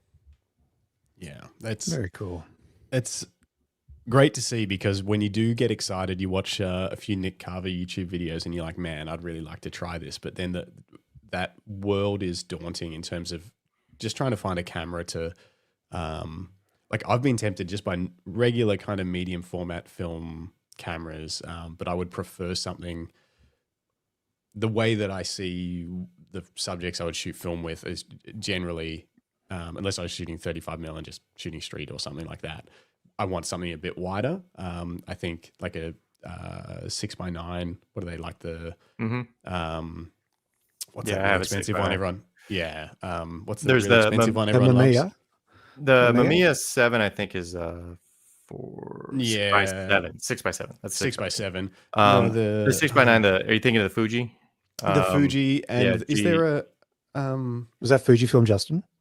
Yeah, isn't there a Hasselblad? Is there a Hassie that's the? Is there 6x9? I don't think so. There's an XPAN. XPAN. What's it? Yeah, the XPAN. What is it? What format is that? That's got a weird aspect ratio. It's like a decimal point. I don't remember, or it's like like 24:36 or something. It wouldn't be that that reduces, but it's 24:37 or whatever. But I'm. Someone correct me in the comments, please, because I know the XPAN shooters are pretty hardcore. But the XPANs are real. Thank you. Okay, I knew someone had it. So 65:24. So kind of a weird format because if it was 64:24, it would reduce to a much more reasonable fraction. Anyway, the XPANs, like I coveted one of those for so freaking long. They're such cool cameras, and I love the idea of like doing street photography, pano, and everything. But those have kind of entered the realm of Leicas, where they're really great cameras, but they're also just highly coveted trophy cameras. Yeah, that it's skyrocketed the price, and they're through the roof. And getting one that's like fully functional and in good working order is even tougher. But that's going to be off the list for me because what do you got there?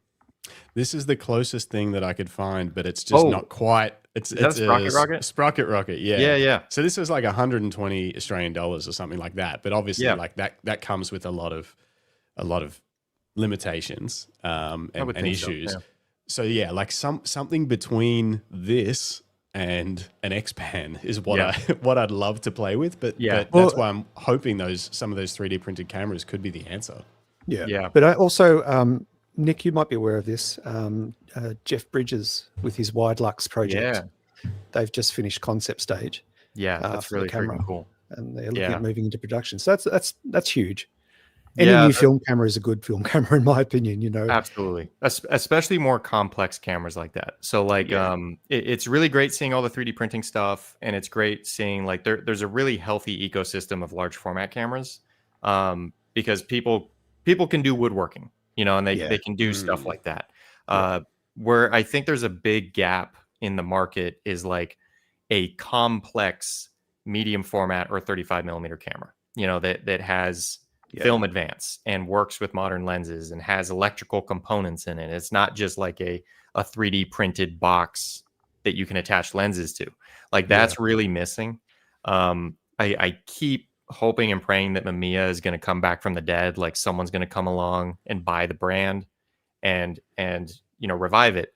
But I'm also fully aware that like all the machines that made those parts, they're gone and they're not coming back. So it's the R&D it would require to like make a new RZ67 is just, it's not there. No one has it. But I think what the first one we're going to see, if it does ever happen, is either probably not Canon. I don't see them getting motivated about this, but Nikon could potentially make a film 35 millimeter camera that's wouldn't require that much retooling on their factory, and then it would be a reason for them to sell lenses. So they may actually have motivation to do it. So I really hope they, or maybe even Fuji, but the only problem with Fuji is they've committed themselves to APS-C format that it wouldn't easily translate to 35 millimeter with all their lenses. But it'd be great if a company came out like Nikon and just said, we got a brand new film camera. It's full, autofocus. It's got automatic film advance. It's got all the things you want in a modern camera, but it's a film camera. Now, I know some people, maybe even in the chat right now, are screaming that Leica is still making film cameras, or they recently brought back the film camera. I'm not talking about a $10,000 unattainable, like handmade camera. I'm talking about like a mass-produced, camera like we used to have. It'd be nice if someone came along and did that, but I don't know if the market is there for these big companies. We've talked about that a few times. And, we saw Pentax, was it late last year or early this year, brought out the 17. The half frame. Yeah. A half frame film camera. There's been a real resurgence in sort of more 35 mil near disposable compact film cameras. They're flooding the market. And I think the biggest challenge is that retailers are seeing this as almost like a bit of a cash cow. We're gonna hit up cashed up hipsters. We're going to sell on film cameras, and we're going to make a ton of money. Like even a couple of weeks ago, I was talking on the show about every now and then, especially when I used to go to Japan for street photography, I'd just pick up a handful of disposable cameras, 35 mil disposables, and just have a bit of fun, It's pretty cool. And then I'd usually shoot everything on digital, but on Fujifilm, of course. But like in Australia here now, they're $40 to $50, 40 to 50 Australian dollars for a disposable. Yep. Yeah. Oh. Yeah, they're just the cost of film is horrendous at the moment, especially here. Yeah. It's unfortunate. I get torn on that because I know a lot of it is the environmental regulations now, which I'm for. I'm for the environment. I don't know how else to put it, but but at the same time, it's like, geez, it sucks that this is just getting unattainable. And I even struggle with that. I'm like, I fully acknowledge that film photography is worse for the environment than digital photography.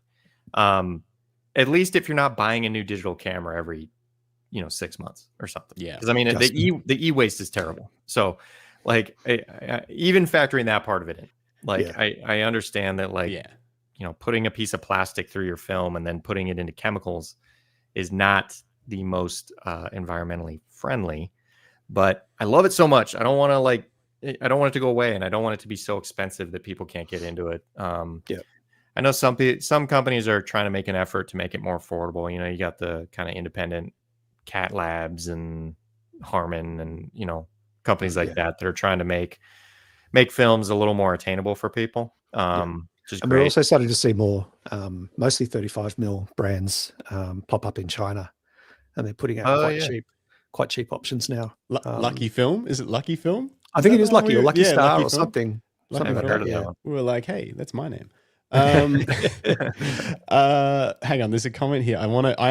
We will get to everyone's comments. I promise. Maybe. There was one that There's a lot. This one while we're on cameras. There's a lot while we're on cameras, so we'll get to all the camera ones basically from now. There's one about Intrepid and stuff, so we're getting there. But this one, I just want. What's your opinion on Jeff Bridges' Widelux revival project? I love seeing it come back. I'm a little worried it's going to be so expensive that it's going to be another kind of unattainable camera. Which I'm not even saying it shouldn't be expensive. That's a complex camera.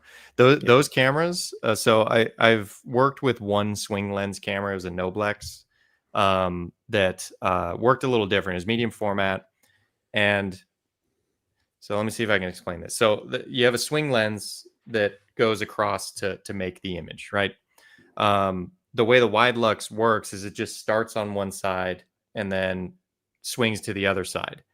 And so you think about it, like it has to be a consistent speed across the whole range, which is kind of complex to do because it has to pick up speed and then it has to slow down to stop. So what the Noblex did was it actually did a different design. The slit was went 360 degrees. So it went into the camera to pick up speed to get momentum, and then came out to create the image and then stopped back in the camera. So that kept the speed more consistent across the exposure. And so it was, a little bit better in that sense. But those cameras have so much complexity to them because not only do you have a swinging lens, which you got to time with shutter speeds and all that kind of stuff, but the film has to be loaded in a curve. And so it's going over a lot more rollers and stuff. And so scratches across the film are a bigger issue and all that kind of stuff. So all that's to say, it's a pretty complex thing. So I wouldn't be surprised if it's expensive and they're not going to be built in the volume that they used to be. So then that's going to make them even more expensive. So I love to see it. It's a cool camera. I'm obviously kind of interested in it just for the sake of it being Pano. But the swing lens stuff, I didn't really take to personally when I tried it. There's issues that come along with that if you're dealing with any sort of motion in the scene, because the left side of the image is a different point in time than the right side of the image, So things can get a little weird. Just didn't jive with me. But that's probably the first camera I've seen where I'm like, okay, that is a proper camera being brought back from the dead, like a metal, Leica excluded. I know, can hear the Leica guys.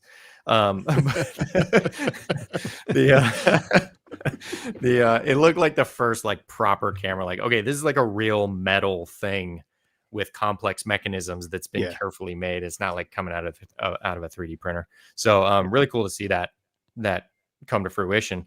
It's a good thing Jeff Bridges is into that because I don't think it would have happened otherwise. Yeah, he's been into that forever. I remember when it was first announced, because on a Monday night show we often cover the news and current events and things like that. Photography news, not no, politics and shit. No, definitely not politics. When we first heard about it, and I think it was on Petapixel, the article had a whole bunch of his images from movie sets that he's worked on throughout his life. And that wide angle view was just that panoramic view was so beautiful. It just added to the story so much more. Yeah, and he's had such an interesting life. So it's he has. You could point an Etch-a-Sketch at any point in his life and it's going to be an amazing photo, But not to take away anything from his photography. He's an amazing photographer, of course. But man, I love unique formats. I love unique ways to take pictures. It's obviously part of why I'm a 6x17 shooter. It's not super common, but a swing lens panoramic 35 millimeter, that's pretty damn cool. That's a rarity. Yep. Can we just roll back the clock a little? You talk about the what? Sorry, Greg. I really want to. While we're on cameras, very quickly, because we're going to go. You're going to go way back. Well, I just wanted to see where some of that inspiration came from to shoot with unusual formats. But you do your thing first, Justin. I mean, heaven did I have a thought? I just want to whip through some of these chat questions about cameras specifically, because this one's been in a couple of times. What is it? Did you get to see or check out the Intrepid Super 120 system, the 4x5 back that makes it possible to shoot 6x12? And what did you think of it? It's brilliant, man. I think that's so cool. So to fill anybody in who doesn't know what that is, so Intrepid makes large format cameras based out of the UK, I believe. But they came up with this 3D printed medium format back that can be attached to 4x5 large format cameras. And it can shoot like a wide variety of formats. So you can do, I think, everything from 645 to 6x12. And what's really cool about it is you can change formats frame to frame. So like you could, take a 6x6 picture, and then the next one you take 6x12. And you're not limited to any one format through the entire roll, which is really freaking cool. It's a complex thing to go through it. Yeah, there it is. So to like switch from one format to another, you have to like look at this grid on the back and be like, okay, I just shot 6x6 and now I want to shoot 6x12. So I need to put the switch at letter G. It's like, it's a complex thing. It's the cleanest way they could have done it. So it's actually an ingenious design, but it's just kind of funny how complex it is to try and get multiple formats onto one roll. And you can see all the parts, and I think you assemble it yourself, if I'm not mistaken. Oh, wow. Yeah. Which is, that alone would be pretty fun. The way the film is loaded is pretty wild. So I watched a little video on how the film's loaded, and it's a really interesting loading system. Like it kind of goes through these channels, almost like these little canyons, to get to the front. And I noticed it holds the film down on the top and bottom of the roll, which is a good thing, because anyone who's been following my odyssey on my YouTube channel of trying to get my film to lay flatter on my 6x17, a lot of the problem is there's no pressure across the top and bottom of the frame, because most cameras don't have real good pressure there, or at least I shouldn't say most cameras. My Shenhao doesn't have great pressure across the top like that, but it's a really cool mechanism. The only thing that has kind of steered me away from, this is the video on how to load it, so you guys can watch this. It's a process. So you actually drop it into a hole, and then you kind of like wrap it around. Pretty smart. Oh, wow. And then watch, you have to feed it under these little grooves on the front. So it's a process. I like, big kudos to them for moving forward with it, because I can't imagine how many times in the design process they're like, this is too freaking complicated. We can't do it. But they moved forward. So pretty awesome system. The only thing with shooting 120 on a large format camera is large format cameras don't have super wide angle lenses available in medium format terms. So like super wide angle on a 4x5 would be 72 millimeters. Like that's crazy wide. There are some like 40 something millimeters, I think, but they have a much smaller image circle, and they're kind of built for medium format. But the majority of large format lenses the average person is going to have in their arsenal or be able to find on eBay, they're not going to be any wider than 72. So 72 on like a 645 negative is not wide. So if you're into super wide angle, those medium format backs for large format generally don't really work out. But it's pretty freaking cool, man. I wish that thing went up to 6x17 just to see if they got the film perfectly flat. I'd just be curious to see. But 6x12 is still pretty good format.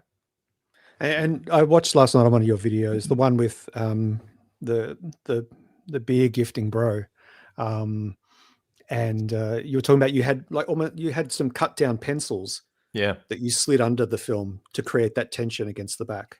Yeah, how's that working out? It's working great. So like I'm the guy I know that's a 3D printing guy, and made the reflex viewer with me and everything. Like we're trying to work out a solution that's a little more elegant than that and a little more permanent. But I reach a point sometimes where I'm like, I don't know, it's so easy to slide the pencils in, and like they're cheap, and it works really freaking well. It's like, why come up with a Yeah. a more elegant solution. But well, and they just slot in perfectly once you drop them in, and they roll. If it holds them in and everything is perfect. ingenious. It's like it's a very simple solution. So if there's anything I'm good at, it's coming up with very obscure, simple solutions for very obscure products no one cares about. That's really that's how I get the medium bucks. You should patent that. One more quick one, Greg, before, and then we can go wild. This one was from a while ago. In a nutshell, new to 4x5, do I just get good with 4x5 before progressing to 6x17, especially with the progression to developing and scanning? It's a good question. I get this one via email sometimes, but so if you have a large format camera, 4x5 specifically, and you're looking at doing 6x17, you basically have two options. You can get a dedicated 6x17 camera, or you can get a 6x17 back for your 4x5. Those are great to figure out if you like 6x17. If you end up really taking to 6x17, you'll find it annoying and you'll want to get a dedicated 6x17 camera. Because the problem with those 6x17 backs is it's a few things. One, it's a little more cumbersome to use because you have to have a separate viewer that you attach to the camera. You compose, you remove the viewer, then you attach the film. And versus a 6x17 camera like I use, which is a Shenhao, the viewer is always there and then it just flips down to put the roll film on. Sounds like a minor thing, but when you're out doing large format, there's so many things you're juggling in terms of like the hood, the stopwatch, the cable release. Like to have one more thing that you have to remove and put down in the bag just kind of drove me nuts. But the bigger issue is the 6x17 backs on 4x5 are limited in what lenses you can use. So you won't really be able to go wider angle than about 90 millimeters, which that's fine. That's my widest. But the 90 millimeter will probably have to be on a recessed lens board, which are kind of annoying to use. And then you won't be able to use focal lengths beyond about 180.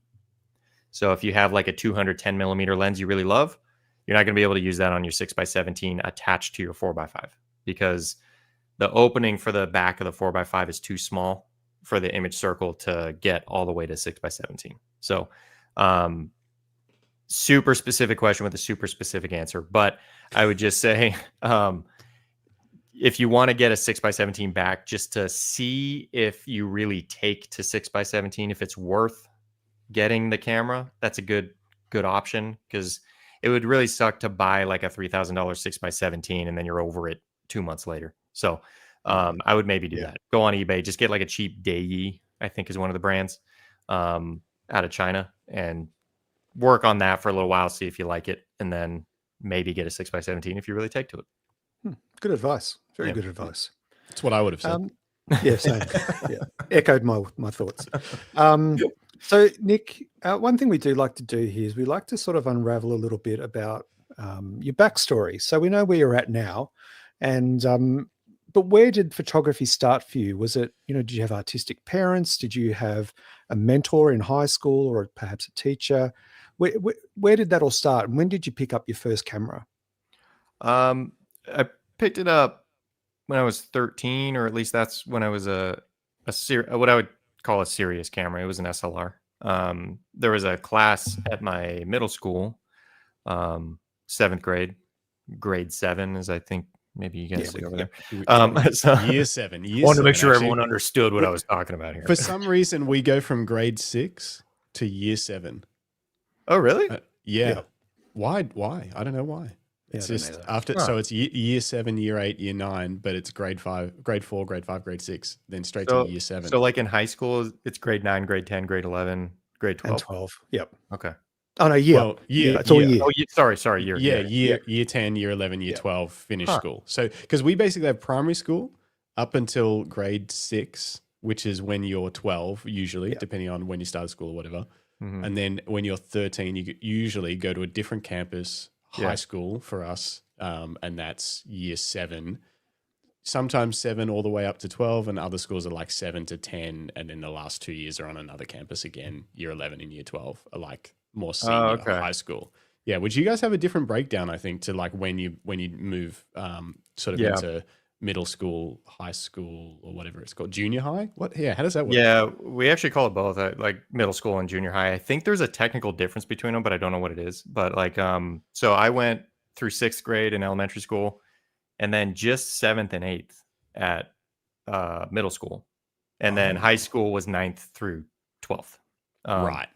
Okay. I don't recommend that system personally, because having just the 2 grades in one school, it gets a little Lord of the Fliesy out there, like, because you have one, head honcho grade, and there's only one grade to pick on, and it's like 7th graders are just bottom of the totem pole, and like, cannon fodder. Yeah, it's like it's too even. Like having one grade of 12th graders and then 3 grades of people below them, they're outnumbered, so they can't get too around. You know what I mean? Yeah. But like when it's even 7th and 8th grade, it's like it's just a little gnarly. I wonder why they do that. That's really interesting, isn't it? Because there's also a lot of transition. It's like, hey, new school. Okay, now you're the king of the school. Pick on everyone, and then you're back to new school again. Yeah.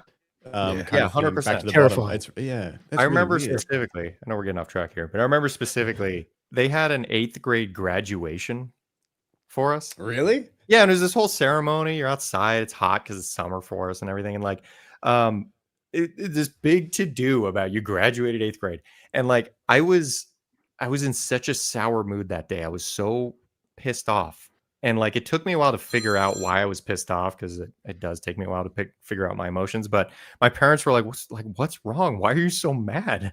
I was just like, "It's just so stupid. I was here for 2 years. It's not like I was allowed to leave. Everyone graduated. Like there's no achievement here." Like, why are we celebrating? It's a participation certificate that you had no choice. Yeah, we're making this huge production over 2 measly years in between elementary school and high school that no one was allowed to not graduate. So it's not like some big accomplishment. But anyway, what the hell were we talking? Okay, your brain worked like that even when you were like 14, 15. Okay, that's great. I've been a cynical 40-year-old. That explains a lot. Came out of the womb. Yeah, that does explain a lot. I could just imagine you making a video about it had YouTube been around, and you're talking to the camera. You're like, what are we even doing here? And I mean, yeah, I know, my poor parents, man. It must have been so hard to figure out. But on that note, what came after? What was the next sort of milestone for you in your photography pursuit? You said you started off with an SLR. You were still fairly young, about 12. Did you say 12 or 13 when you first? 13, yeah, 13. So there was a class in that 7th grade that was photography, and it was a very, very short class. It was literally like a few weeks, because it was a portion of a trimester. And my friend kind of forced me into it. I didn't want to take it. I thought it sounded boring. So, but he forced me into it, and I'm really glad he did. I've told him since, because he kind of got me into it. But so around that time, you're trying to figure out what you're going to be doing for the rest of your life at some point, and especially in high school. And none of the regular paths of going to college and everything really appealed to me. I was a good student. I was actually a really good student. I was straight A through high school, and I always did my homework on time and all that kind of stuff. So it wasn't that I didn't like academics or anything. I just I don't know. I mean, I'm the one who thought the 8th grade graduation was stupid. So of course I'm not going to want to do what everyone else is doing. But so I kind of decided, well, maybe I can make this a career, and I was going to be, so I started applying I started looking at where to go to college for photography. Because that was obviously what you did after high school. Especially, I'm a millennial. Our generation was very much pressured. Yeah. College or you're a loser, and it was very much that. So, I was going to be going to this college called Brooks in Santa Barbara, which is photography college, and crazy expensive. It was a private school and all this kind of stuff. But that was the only college I was willing to entertain. So my parents were real motivated to get me into that. And I was kind of like, how are you going to pay for this? I'm not like, this is really freaking expensive. They're like, we'll figure it out. Because they wanted me to go there. And then we went to an orientation, and it was very disappointing. and it seemed like all of their alumni were not photographers. You know, they were working at camera stores, or they were doing something like that. And I noticed that, but no one else seemed to really notice that. But I would go into camera stores, and the guy behind the counter would say, "Oh, I went to Brooks," you know, when it came up that I was going there. So I just kind of put my foot down, like, I'm not going. And that was the only time I thought I was getting kicked out of my parents. Like, they didn't threaten that or anything. I was just like, I'm gonna have to run away, because they're so disappointed, they're so upset that I'm not going to college. Because, like, I told them, I'm like, it was Brooks or nothing. I'm not going to college. It's like, that did not go over well. So Wow. I thought about that school for a minute. Okay, so some people know about this. So David's from San Francisco, and then the drunk wedding photographer's from south of LA, I think. He shoots film. He shoots weddings on film only. Oh, cool. Yeah, which is cool. But he says, my dad drove me to Brooks. We drove back home quiet after the presentation. Yeah, they didn't have a lot of great answers to my questions about where am I going to be working when I'm done here. So luckily I dodged that bullet. Had to eventually make my parents okay with it. I got the last laugh, though. I mean, I don't have any student debt or anything, and I think they realized that was not wouldn't have been the right path for me. So. Do you recall what all in what that might have cost at the end of it? Like, how much debt would you have come away with had you have gone to somewhere like that? So I want to say it was like, including lodging and everything, it would have been $40,000 a semester. Oh, jeez. Yeah. So $80,000 a year, 4 years. And my God. Yeah, I know, exactly. And my parents didn't have anything saved up for that. I mean, it would have been all loans that either they were paying or I was paying. It was the right call, not going. But one of the things that really turned me off is I went to one of the orientations and I asked them. At the time, I wanted to be a nature photographer. So I wanted to be like landscape, wildlife. My idols were Franz Lanting and Galen Rowell and guys like that. So I really wanted to be that. My vision was National Geographic. So I'm going to go to this school and I'm going to get hired by National Geographic right out the door. So I asked them, I'm like, well, do you have any classes on nature photography? They're like, yeah, we have one. There's a 5-year waiting list, though. So I would have had to be there 5 years just to do one nature photography class. And so that was, to be fair to everyone that was involved, I had a big misunderstanding of what being a professional photographer was. And I wasn't really willing to be talked out of that at the time, because I don't know if you gathered this, but I'm a bit of a stubborn individual. And I have strong opinions about things. So I thought being a professional nature photographer was a thing. I thought that was a profession. I was looking at National Geographic photographers and all this kind of stuff. Turns out that's not a profession. Even then, it wasn't a profession. It's really not a profession now, but because National Geographic eventually laid off all their photographers, but it really wasn't a profession then. I was looking at people that were actually making money off of delivering workshops. And I didn't know that. The internet wasn't as big back then, so I didn't really have any forum to go to and really learn that. But to be honest, if there had been, I probably wouldn't have gone there. I was just dead set on, this is what I want to be. Anyone can tell me it's not going to happen, but I see a couple of people doing it. There's no reason I can't be one of those couple of people. So call that arrogance, call it overconfidence, whatever. I thought I was going to be one of those. I tried to be one of those. I couldn't be one of those. So the reality put me in check. Because what I ended up doing is I didn't end up going to that college. I ended up just getting a job. I worked as a secretary. Well, not a secretary, but a scheduler for a sales rep guy. So I would make cold calls and I would schedule sales calls for these guys. I think they call them setters now in the industry. Oh, do they? Okay. Yeah, because they like set the appointment for the sales guy. Oh, that makes sense. So they're usually like entry level. They want to be salespeople, and they're like, all right, you'll be a setter, and they just get rejected all day, every day by cold calling people. How I couldn't imagine you doing that. How was it? Yeah, could you imagine me doing that? No. Can you imagine me doing that? Man, it would be. Yeah. Oh, Yeah. How did it go? I mean, I was good at it. I'm not gonna. I feel like I sound like a really overconfident ass in this whole interview, but I was genuinely good at that job. They actually had me come back and train their next people after I left. So I was good at it, but it's purely because I literally sat there and my goal was to make 100 calls a day. So I would just make 100 calls a day. And I did the little things you do in jail, tallies. And so I had a piece of paper and I would just tally one call, one call, one call. It was all rejection, but I was just under the idea of like, oh, you make enough calls out, somebody calls in. So I would do that. And I did pretty good. I was still living at home. And my goal was to work there only long enough to save up money so that I could leave and become a professional photographer. So that's what I did. I worked there. I saved up money. I stayed at my parents' place while all my friends were off at college in San Diego and across the country and all this kind of stuff. And they were all kind of like, living a real life. But I did that so I could save money. And when I left that job and started being a professional photographer, that's when reality took over. And I found out what being a professional photographer isn't, because it certainly wasn't what I was trying to be.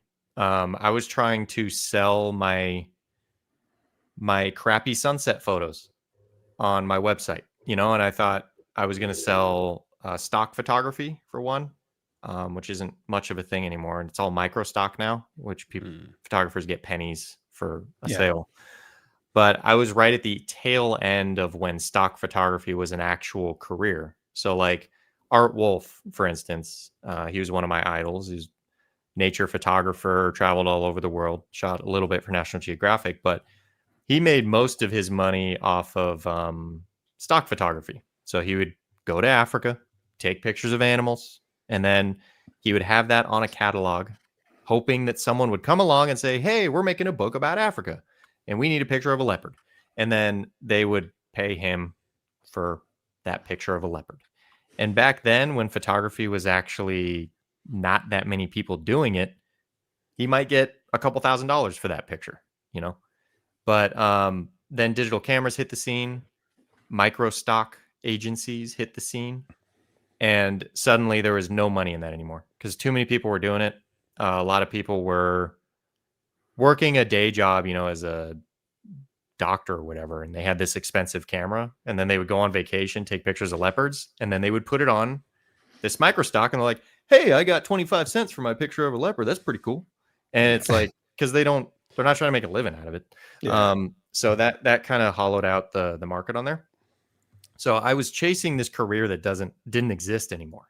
And so I burned through every penny I saved in that, and went tens of thousands of dollars into debt trying to make it happen. Because this is where stubborn gets expensive. Like, I wasn't willing to say I'm wrong on all this. Like, I was just trying to make it happen. So I just kept burning through money. So I eventually reached a point where I'm like, okay, I'm either going to have to go get a job or I got to figure out how to make this work. And luckily someone I was friendly with told me, he's like, just do photography lessons. Like, there's all these new cameras out there. People have a hard time doing that. So just teach them how to use a camera. And so that's what I did. And then just put an ad on Craigslist, and, I had no idea what to charge. I was like, $40 an hour. I don't know. And you get a $40 1 hour lesson on your camera. And that kind of caught really quick because that was right around the time like the 5D came out. And all these cameras that were suddenly affordable, but very complex. So what I found was a lot of people that had a little more money than sense were buying these cameras thinking like, oh, this will be great for me. I love taking pictures of my kids. It's like, yeah, you like taking point and shoot pictures of your kids, but you're not going to enjoy using this camera. But they bought the camera, or someone gave it to them, and they needed to learn how to use it. So they would hire me, and I would teach them shutter speeds, apertures, ISOs, autofocus modes, all that stuff. And then that kept me afloat for years. It eventually got big enough to where I had to get my own classroom, because then I started doing group classes. Really? Wow. So you worked your way from one-to-one. What were you doing it just like in their homes, in your home, or like, yep, just I'll come to you, teach you one-to-one? I've been in a lot of weird places. I bet. You go into people's. I was thinking about this one the other night. I went over to deliver a lesson at this house, and I go in daytime, but it's very dark in there. Like they pull the shades, no lights on, and it's clear there's kind of a lot of people living there, like maybe 8 people that aren't related living in this house. And we're gonna go do the lesson like in their living room or something. And I turn the corner, and in the living room is a stripper pole. I'm like, perfect. Let me get my large format camera out of the car. So wow. I would go to people's houses. I was driving all over. If they weren't comfortable with me going to their house, I would meet them at a coffee shop, which is always a disaster because it's just loud and all that kind of stuff. But and then I would do field stuff too. I'd go down to the beach with them, and we'd shoot the sunset or whatever. But that got so busy that I got sick of driving everywhere. So I'm like, okay, I think literally for what I'm paying on gas, that would almost pay for an office to do this out of. So I started looking around, and I found a place that was perfect. It had like a big room that would be perfect for classroom stuff, and then a smaller room in the front that I did my one-on-one stuff with. So I was there for 9 years, doing lessons and classes and everything. And it was my home base. So I eventually moved out of my parents' house and moved in with my girlfriend, who's now my wife. And the classroom was good for a long time. Very fortuitous for me. I moved out of delivering group classes right before COVID hit. So I wasn't really dependent on it anymore. I was moving more into architectural photography. And so I was winding down classes, and I stopped offering classes like right before the lockdowns and all that kind of stuff, which is thank God. And lucky for me, the type of photography I was getting into was real estate, technically. So it was considered essential. And so I was able to keep working, doing that. And there was no barriers. And in fact, it got a little bit easier because all the offices were empty. So I would go in and shoot a whole office building. There's no one there. So I just met with the security guard, let me into the suites and whatever. And I was doing that all through COVID. And then I would do private lessons here and there for people who were comfortable with it. But that eventually wound down to where I was getting enough of my livelihood from the photo shoots that I didn't need to do private lessons anymore either. So I stopped that, got rid of that office. That was right around the time my wife and I bought our first house, which is where I am now. And YouTube was ramping up around that time too. So that kind of also replaced some of the business I was doing with private lessons and everything. So that's how I got to me doing online courses now and photo shoots and YouTube stuff, which is where I'm at. Can I just ask, with regards to the architectural photography, the real estate photography that you're doing now, what steered you into that particular genre as a professional genre? I had kind of been told by people at my local camera store, which they were professionally oriented, so they worked with a lot of the working professionals in the area. He kind of told me, and he was almost joking but not joking, where he's like, the only place you're going to make money in photography anymore is weddings or architecture. That's it. So choose one of those two. It was definitely ain't doing weddings. So it was partly that, but also architecture is very similar to landscape in terms of the equipment used, the techniques used, and the personality that suits it well. And I was doing landscapes up until that point, so it kind of made sense. Found a local architectural photographer who was looking for a secondary shooter. started working for him, and still working for him now. That's what I was going to. Okay, so you work as a subcontractor for him, Essentially, or yeah. essentially, yeah. Okay. Yeah. Because what I wondered, that's what I was going to find out, is basically like, how do you get clients for your commercial work? Because I don't see a lot of presence of that around on the internet. So it comes through his business mostly, or Yeah. So he doesn't shoot anymore. He has technically 3 shooters under him. I'm the one that kind of handles the bigger jobs because he trusts me to do that. So I do offices, I do industrial buildings, I do kind of the ones where the client really needs to make sure no one F's it up. And he kind of handles the client relations. He handles the getting more clients, sales, all that kind of stuff, which is good because I don't like doing that stuff. So I get an address, need this done by this time. I go out, I take the pictures. I process some of them sometimes. Depends on the lighting conditions and what the customer wants. But that's the arrangement we have now. So, yeah. Just this, I don't want to dig into this too much, but you mentioned the 5D, the original 5D Classic. I think I saw that you had the 5D Classic for 10 years of faithful service or something like that. And you upgraded to the 6D, solid upgrade. That was a while ago now. What are you shooting your professional commercial work with these days? So I use a 5D Mark IV, still on an SLR. It's on its last leg. I'm actually, you brought up the 6D Mark or the R6 Mark III. I'm actually looking at buying an R6 Mark II before the end of the year. Oh yeah. Yeah. Cause the architectural stuff is such light lifting for modern day cameras. Like it's, I'm not even autofocusing. Like it's such light lifting for even the most basic camera, but the R6 Mark II looks like it would be a perfect fit for me, and it's pretty cheap right now. So I'm probably going to do that. I use all the tilt shift lenses, so 17 millimeter and 24 millimeter and stuff like that. 5D Mark IV has been good. It's a great camera, but it just it's a lot of shutter clicks because I do everything bracketed, which I don't like doing, but it's necessary for a lot of the interior shots. Yeah. So yeah, it's got some miles on it. She's seen some road. And so, is it? Oh, sorry.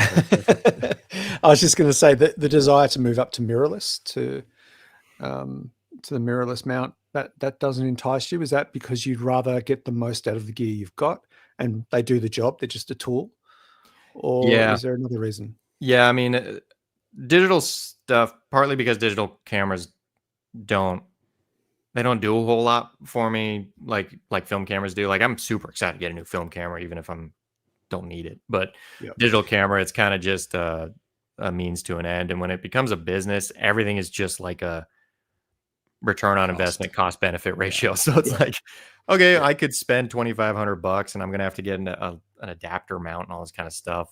Or I could push that off 6 months and hope my camera doesn't die in the middle of a photo shoot. And then that's kind of the route I end up taking. But forward to switching over, because the one thing about the 5D Mark IV that kind of drives me nuts is it doesn't have a flip out screen. And I thought that wouldn't matter at all. But I find myself in a lot of these jobs, I'm pressed up against a corner with my tripod backed all the way up, trying to get the whole room. And I can barely see. I definitely can't get to the viewfinder, but I can barely see the screen. So, and I also end up doing a lot of really high level stuff. So I have a tripod that goes up to like 7 feet or something like that. I can actually stand under it. So sometimes I'll take pictures and I didn't bring my step stool. So I'm just like trying to see the screen, but if it could flip down, it'd make life a whole lot easier. So I think it'll be a nice addition to the workflow. Yeah. Would you use that for YouTube videos or anything as well, or you no interest in really using that kit for making videos? I find full frame cameras for video are a real pain in the ass when you're trying to film yourself, because the depth of field's so shallow that you have to stay in the exact same spot. Or do autofocus, but that can be unreliable and it starts hunting and everything. It's pretty reliable on the new stuff. Oh, is it? Okay. It's I mean, I don't know how much you'd want to trust it, because it can still do weird things. But like, this is autofocusing now. I used to always like preset a camera, but now this, like, it's if you just set the whole thing to face detection, and it can detect the back of heads and stuff too, so it doesn't get confused anymore. So it's like if you just let the whole scene, if it's just you in the scene, it's pretty good. This is the R5 Mark II. Oh, okay, that's what you're videoing with right now. Yeah, the R5 Mark. Oh, wow, it's impressive. Just because I could never get a webcam to work very well, so I end up using the same thing. That's why I'm using my iPhone. I have this crappy webcam that just looks like garbage, and then I was gonna use. I have a R50V. Or whatever it is, EOS R50V. Canon's gonna be real happy they sent me this for free. Yeah, R50V. Okay, so so I do a lot of my video on this now, and I love this freaking camera for video. It's designed for video. Like it has very few features for photos, but a lot of features for video, and I love it, man. It's an APS-C sensor. It's like right in that sweet spot for me where it can. I don't have to worry about things going too out of focus, but I can still get blurry backgrounds when I want and everything. But yeah, the architectural stuff, I need a full frame because I'm often using this 17 millimeter tilt shift, and to get the full 17, you need the full frame. So R6 is probably going to be it. R6 Mark II. But yeah, nice. Yeah, nice. Surely Canon would just send you something. Come on, Canon. I'm trying to get them to help me out. Come on. So, but they're great over there, man. This 17 is actually a loaner because my other one broke and it's in repairs right now, and I have a shoot coming up in Arizona that I got to do. So, they've been great. They're really, really good people over there at Canon. That's good. I agree. They've worked with us a couple of times with our camera straps, which has been really cool. Good. Like so, when they launched the R5 and the R5 Mark II in Australia, we made like 1,000 limited edition camera straps to go with the first 1,000 cameras that got pre-ordered. Oh, wow, that's cool.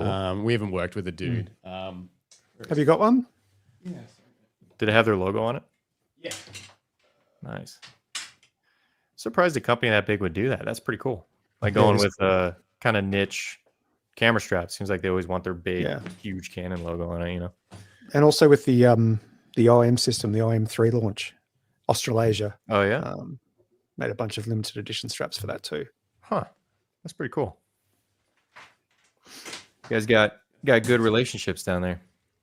Yeah, Canon Australia have been wonderful to us. Yeah. This is not the exact strap. The exact strap for the R5 had the Canon logo on one end and the R5 logo on the other end, but this was just it was like a padded leather, really nice branded. Those are all handmade?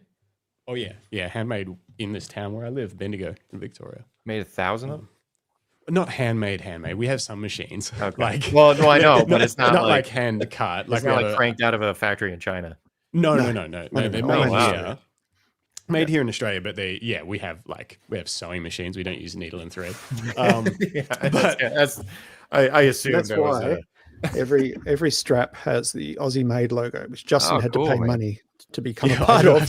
I have to pay every year to prove that we're made here. Are you really? I'm thinking, if we want to use that particular logo, I'm thinking about just making my own logo because that I don't even know where those tags are made, but I have a feeling they're not made in Australia. I'm getting skeptical about where they're coming from. Really this one was for the. That's cool. I wonder if I can get it for the R5 Mark II. And an artist called Ken. Oh, is this going to focus on me? It wants to do my face.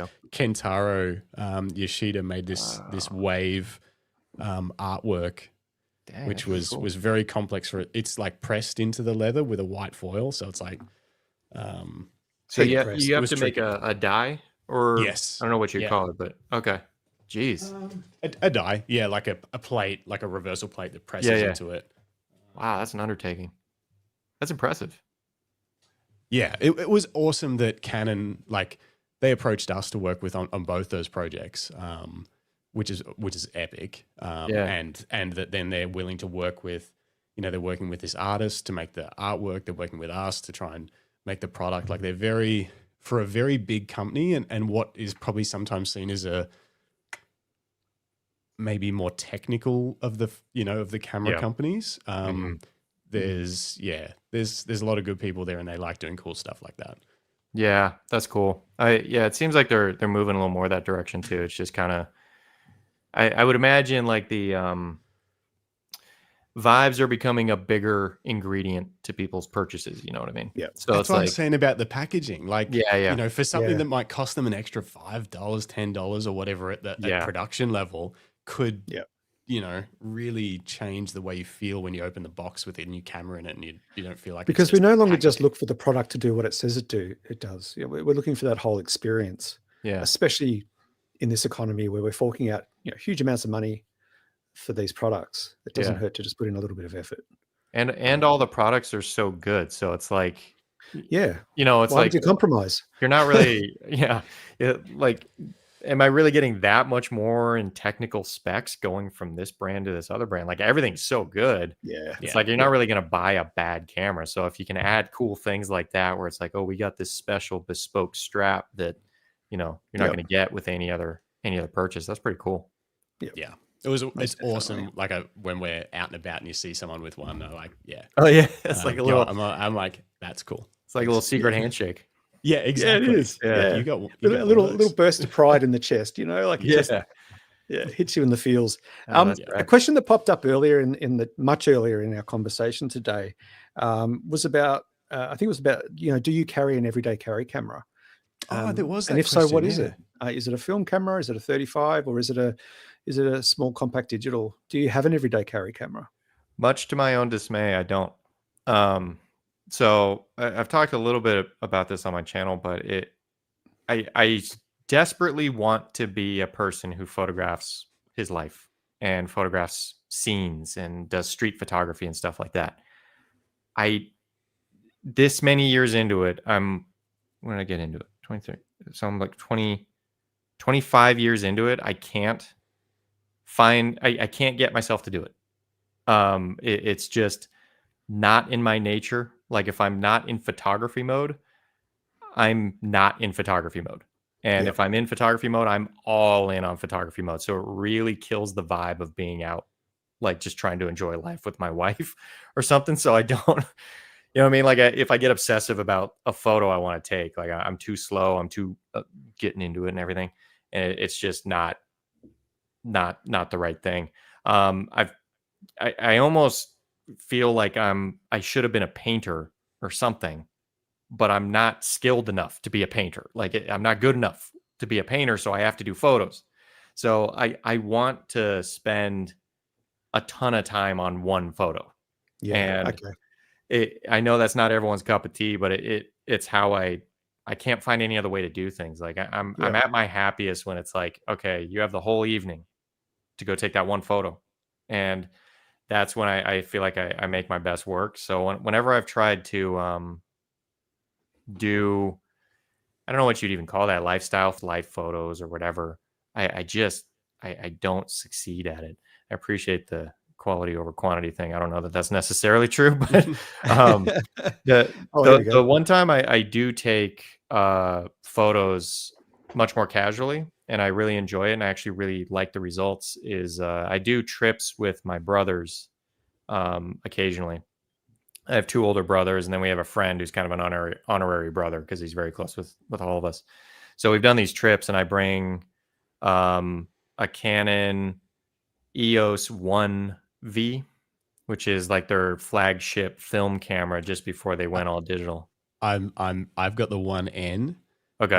The one before that, and I keep looking for a V. The cheapest I've seen one here in Australia is $1,200. Are you serious? Yeah, everyone's like, because they're the last, you know, they're the flagship. It's the best film camera, and I'm like, but I mean, dollars is like 50 of your dollars. I don't know. So I think it's like what's a 12 coffee over here? 1,200 would be like 700 or 800, or somewhere there like that. That's so more than I would have expected. I just remember when all these film cameras were like, couldn't give them away. But and the secret's out, because I want one of those 1Vs. I've got a 50 1.2L, like the the EF mount, and I'm like, that's what I want to like cruise around with. And it's such a great camera. Like it's so unsexy. It is the unsexiest camera you'll ever have, but it is so functional. The autofocus is great, and like it's snappy, and the display and control layout is all very professionally oriented. So it's like there's nothing in the way. It's really, really nice. I have the 1V. I'm glad I held on to it, especially after hearing that those prices. But if you sell it, let me know. But like, so I have that, and then I have the power boost grip for it. Oh yes, it's the 1VHS, which is insane because it uses 8 AA batteries, and can shoot like 8 frames per second or 10 frames per second or something crazy. So you burn through a roll of 36 in like 4 seconds. So like it's wild. The thing just like it's a machine gun. It's really, really cool. But I bring that on these trips with my brothers, typically just with a 28 millimeter lens, and I just leave that on the whole time and shoot black and white. And they're some of my favorite photos ever because, of course, the photos of your life are your favorite photos ever, which is why I get so mad at myself for not being the guy that takes pictures. Like my wife and I even joke about it. We've gone on vacation. We have no pictures of us on vacation. Like we both don't do that. And I like to hide behind the idea of like, well, I'm living in the moment, so I'm not taking pictures. But I don't know that that's really the reason. I just I'm not the type of person to take a quick photo and like, hey, maybe it'll turn out. Like I gotta like devote my all 100% to this one photo thing that I'm going to spend all night shooting. So, but I think maybe that's part of your appeal, is that you are prepared to slow down, you are prepared to stop and approach your craft and your art methodically, sometimes laboriously, but with purpose. And I think there's something really beautiful about that in a world where everywhere you look, there's a camera. Everyone carries one in their pocket. Everyone's snapping everything, but not really anything. Whereas you are actually photographing things. You're the one that's photographing something specific, something purposeful. And I think that's what people find compelling, because your videos aren't this run and gun, punch it out, get the shot. It's about and I thought about this last night watching the one with the Corona Bro, which I'll now fondly call it from here on. The Corona Bro video, it reminded me about the experience of photography. We eventually got to the end outcome of you shooting that previously, I can't remember, was it previously Denny's? Previously Denny's, and waiting for the moon to come up, and you were quite prepared just to make that. And you took some shots along the way, and you chose a better one. And the last one you did wasn't your favorite; it was the one before. And there was that whole approach. And I think that's what draws people to stick with your videos, because it's a completely different pace than we used to. I appreciate that. Yeah, sometimes I worry I'm a little too boring or too slow, but that is one of the comments I tend to get the most of, is they like my obsession with detail, I guess. So it's the only way I can think, so it doesn't novel to me. It kind of feels like a burden sometimes, but I think with a lot of photography now, especially street photography being so popular, and being such a big thing now, I think maybe there's not as many people doing really slow, obsessive stuff. Thank you for saying not boring at all. How do I pronounce Wofen-Rumen? Had a good couple of questions earlier that I need to go back and track down. There were some questions earlier from them about your about finding style and changing styles that you've adapted your styles through the years, and do you have any advice for I think basically what they were asking, it's way back in the chat, I can't find it, for finding your own style, how photographers find their own style? Yeah, it's a tough one, because I would assume everyone's journey is a little bit different on that. But I would say just do the next thing, whatever your brain is telling you to do for the next thing. Like don't brush off an obsession. Because everything that I've put out on YouTube that people seem to value the most from me, there was a thought before of me thinking no one's going to get this, so there's no reason to do it. But then some of them I did. Like the Houston's Liquor video is probably the one where most people found me, at least earlier on in my YouTube. And that was a typical picture where I'm like, nobody's going to think this photo is anything worth shooting. Like no one's going to get it. Was my whole thought the whole time. But I just really wanted to shoot it. And that was one of those instincts that was easy to follow, because when I drove past it, it was an obsession that clicked on like very powerfully and very instantly. So like I saw it and I was just instant, need to shoot that. Like I have to shoot that. And that is the part of you to trust. After that, there were all the usual thoughts of like, no one's going to get it. It's not going to be worthwhile. And I'll never sell a print of it. It ended up being my most selling print, but no one's going to care about it. No one's going to want it. No one's going to understand it. All that came after. So it's the first knee-jerk instinct that you kind of, I've learned to try and trust. Like even this previously Taco Bell thing that I'm working on, like when I first had that thought driving past what used to be a Taco Bell and the idea hit me, I had that same excitement of like, okay, that's the project to pursue. That's awesome. Yeah. And then, all the thoughts came afterwards. No one's really going to get that. Is Taco Bell even everywhere? Does anyone even know what Taco Bell is? Like, who cares? Like all that kind of stuff. But I'm glad I stuck with pursuing it, because that's another one of those things where people are most excited about that book coming out or whatever. So you kind of have to trust those instincts. If you're relatively early in your photography career, you also have to accept that those instincts will be wrong a lot of the time. But you have to get them out of your system. Like you can't let them build up. Because like a lot of the pictures I took in the beginning, which I thought like, oh yeah, everyone's going to love this.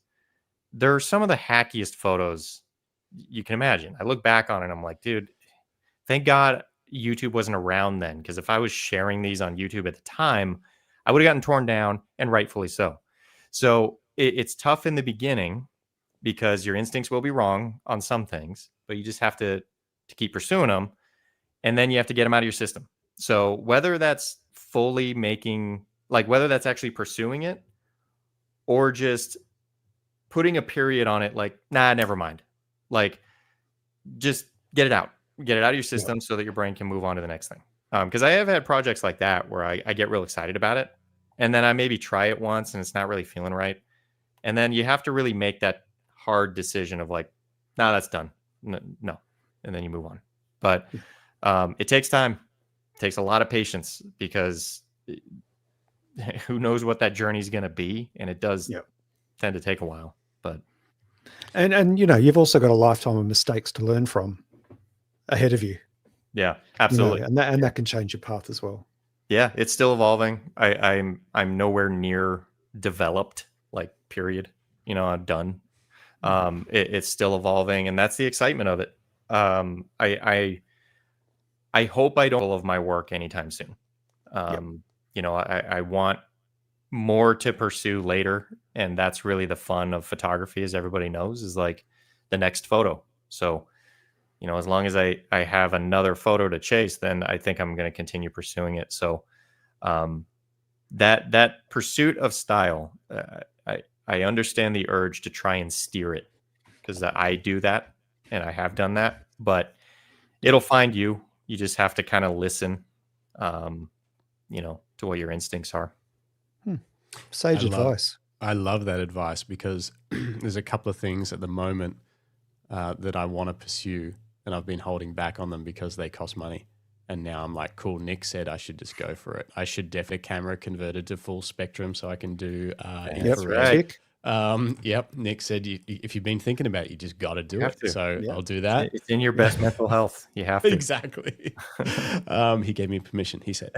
Now, I just want to quickly check in. We've been going for like 2.5 hours now. So if you got to go, you just say the word. I actually think I will be wrapping up pretty soon here, if you don't mind. It's actually of course. Getting a little toasty in this room. You can't see my pits, but I can feel them. So. Okay, but that's a big topic. Just while you're doing that, I just want to remind everyone, because we've got a lot of new viewers today. Nick's brought some of his crew with him from Orange County, perhaps.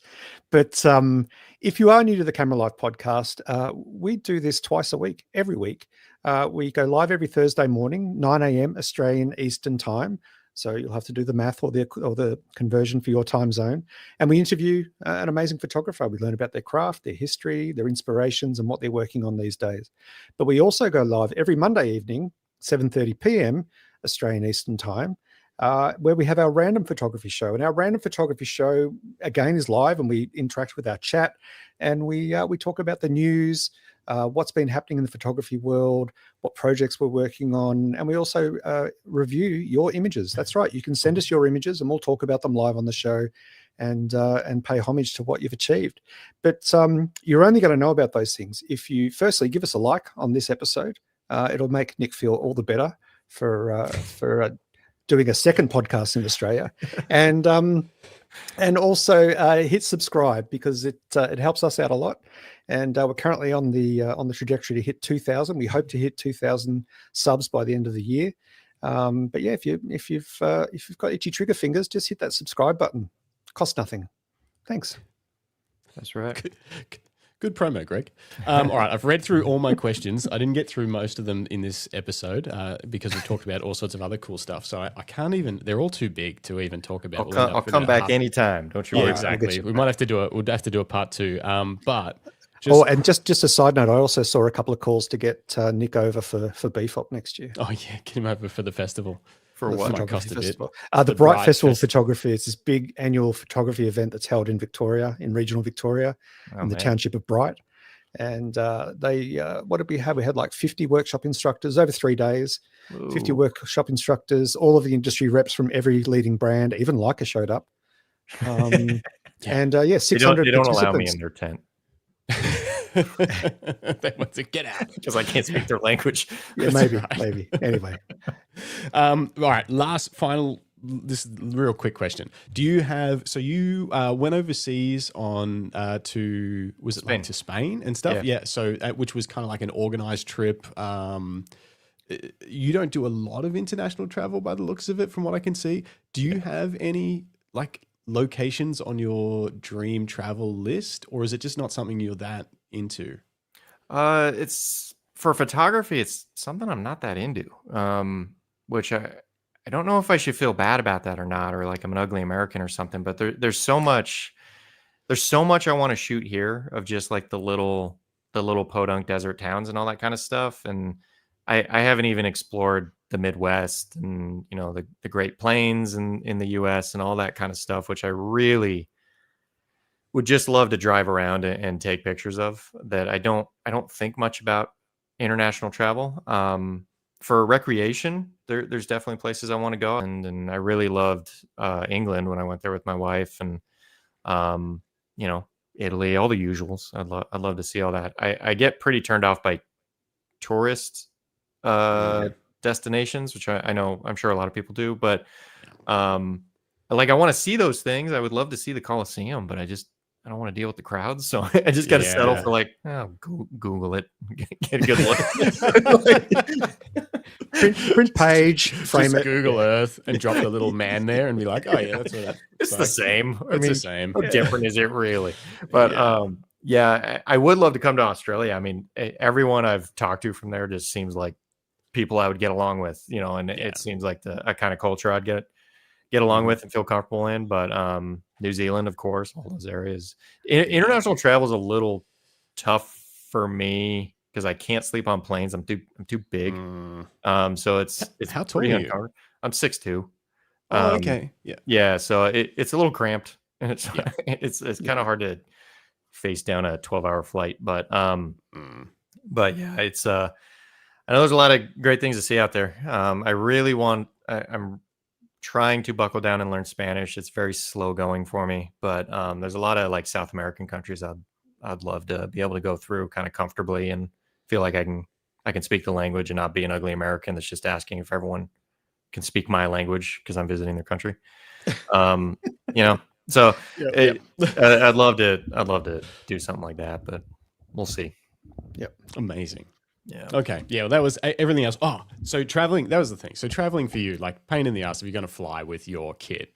Yeah. With your film kit. I saw you had that massive Pelican case in those videos. Yeah. And I was like, I complain about traveling, but this is, that's definitely next level. It was stupid. Like the way I chose to shoot that job was just stupid. Like that was a ridiculous camera setup to bring, but like I know they're hiring me for what I do on YouTube. And I know how I like to shoot things. So I'm like, all right, well, I'm doing it this way. It's like, I look ridiculous bringing that much gear across the world, but it's how I roll, I guess. Well, the videos were great. So I think it definitely made it. And it was fun seeing you do it in locations that were, different to the usual. And also for a purpose where you were like, this is kind of like, I need to get these pretty shots for the client kind of thing. Like that vibe was fun. To watch, but I'm glad to hear that. Thank you. I had to laugh the Vandelay Industries sticker on the Pelican case. My brother-in-law actually has a commercial property filled with cool stuff that he's got a Vandelay Industries sign on the top of it, so that no one, people aren't like, I wonder what's in here. Yeah, and it's a lot of people don't get the reference anymore. It's kind of lost. It's kind of fallen away. But I'm like, I love it so much. Yeah, we're showing our age with that reference for sure. Yeah, definitely. I love that, man. That's freaking funny. Very cool. All right, I think we'll have to. Everything. Most of my notes are still intact. We'll have to do a part 2 one day when you've got time. We really appreciate that. What massive effort. Thanks so much. I know you're busy and you got plenty of stuff to do, so we do really appreciate it. No, it's really great talking to you guys. I really enjoy this conversation. I don't do a lot of my photography talk is just steered into a camera, hoping other people on the other end are responding to it. So it's really nice to have a real, actual conversation with someone about it. So thank you. Thank you. It's been okay for us too. Okay, good. If I can reach okay, then I'm happy. It's the dream. And just like the word mate, in Australia, okay has multi layers of meaning. Okay. I'm going to assume it's the best. It's right at the top there. Right at the top. Should have used a different word, really. I'm going to play out our cheesy AI generated theme song, which pains us because we made it as a joke and now people expect it to be played. And I'm going to read out some comments, but obviously everyone knows who you are, so they're already following you on Instagram and YouTube. But in case they're not, go and do that. There's links and everything and all the stuff. And I'll be keeping an eye out for your printing course when it becomes available. Yes, I will be shouting it from the rooftops, so don't you guys worry about missing out on it. Okay. And obviously, if anyone's interested, there's a whole large format photography course, manual meeting for film, Lightroom. There's tons of stuff on Nick's website, so go and check all that out. Thank you. Is there anything else people should know about you before we roll our crappy AI music? No, I don't think so. Okay. Yeah. Perfect. Thanks, thank you once again for your time, Nick. It's been an absolute pleasure. We really appreciate you. Giving up some of your time and sending your voice and face over the airways to us. We really appreciate it. Pleasure's mine. Thank you, guys. But we wish you all the best. We'll be in touch. We'll talk again soon. All right, sounds good. Happy holidays. Happy holidays. Yeah. Who we got? Lisa Leach says, thanks very much, guys. Pleasure, Nick. RDAL, I don't know that one, but said thanks.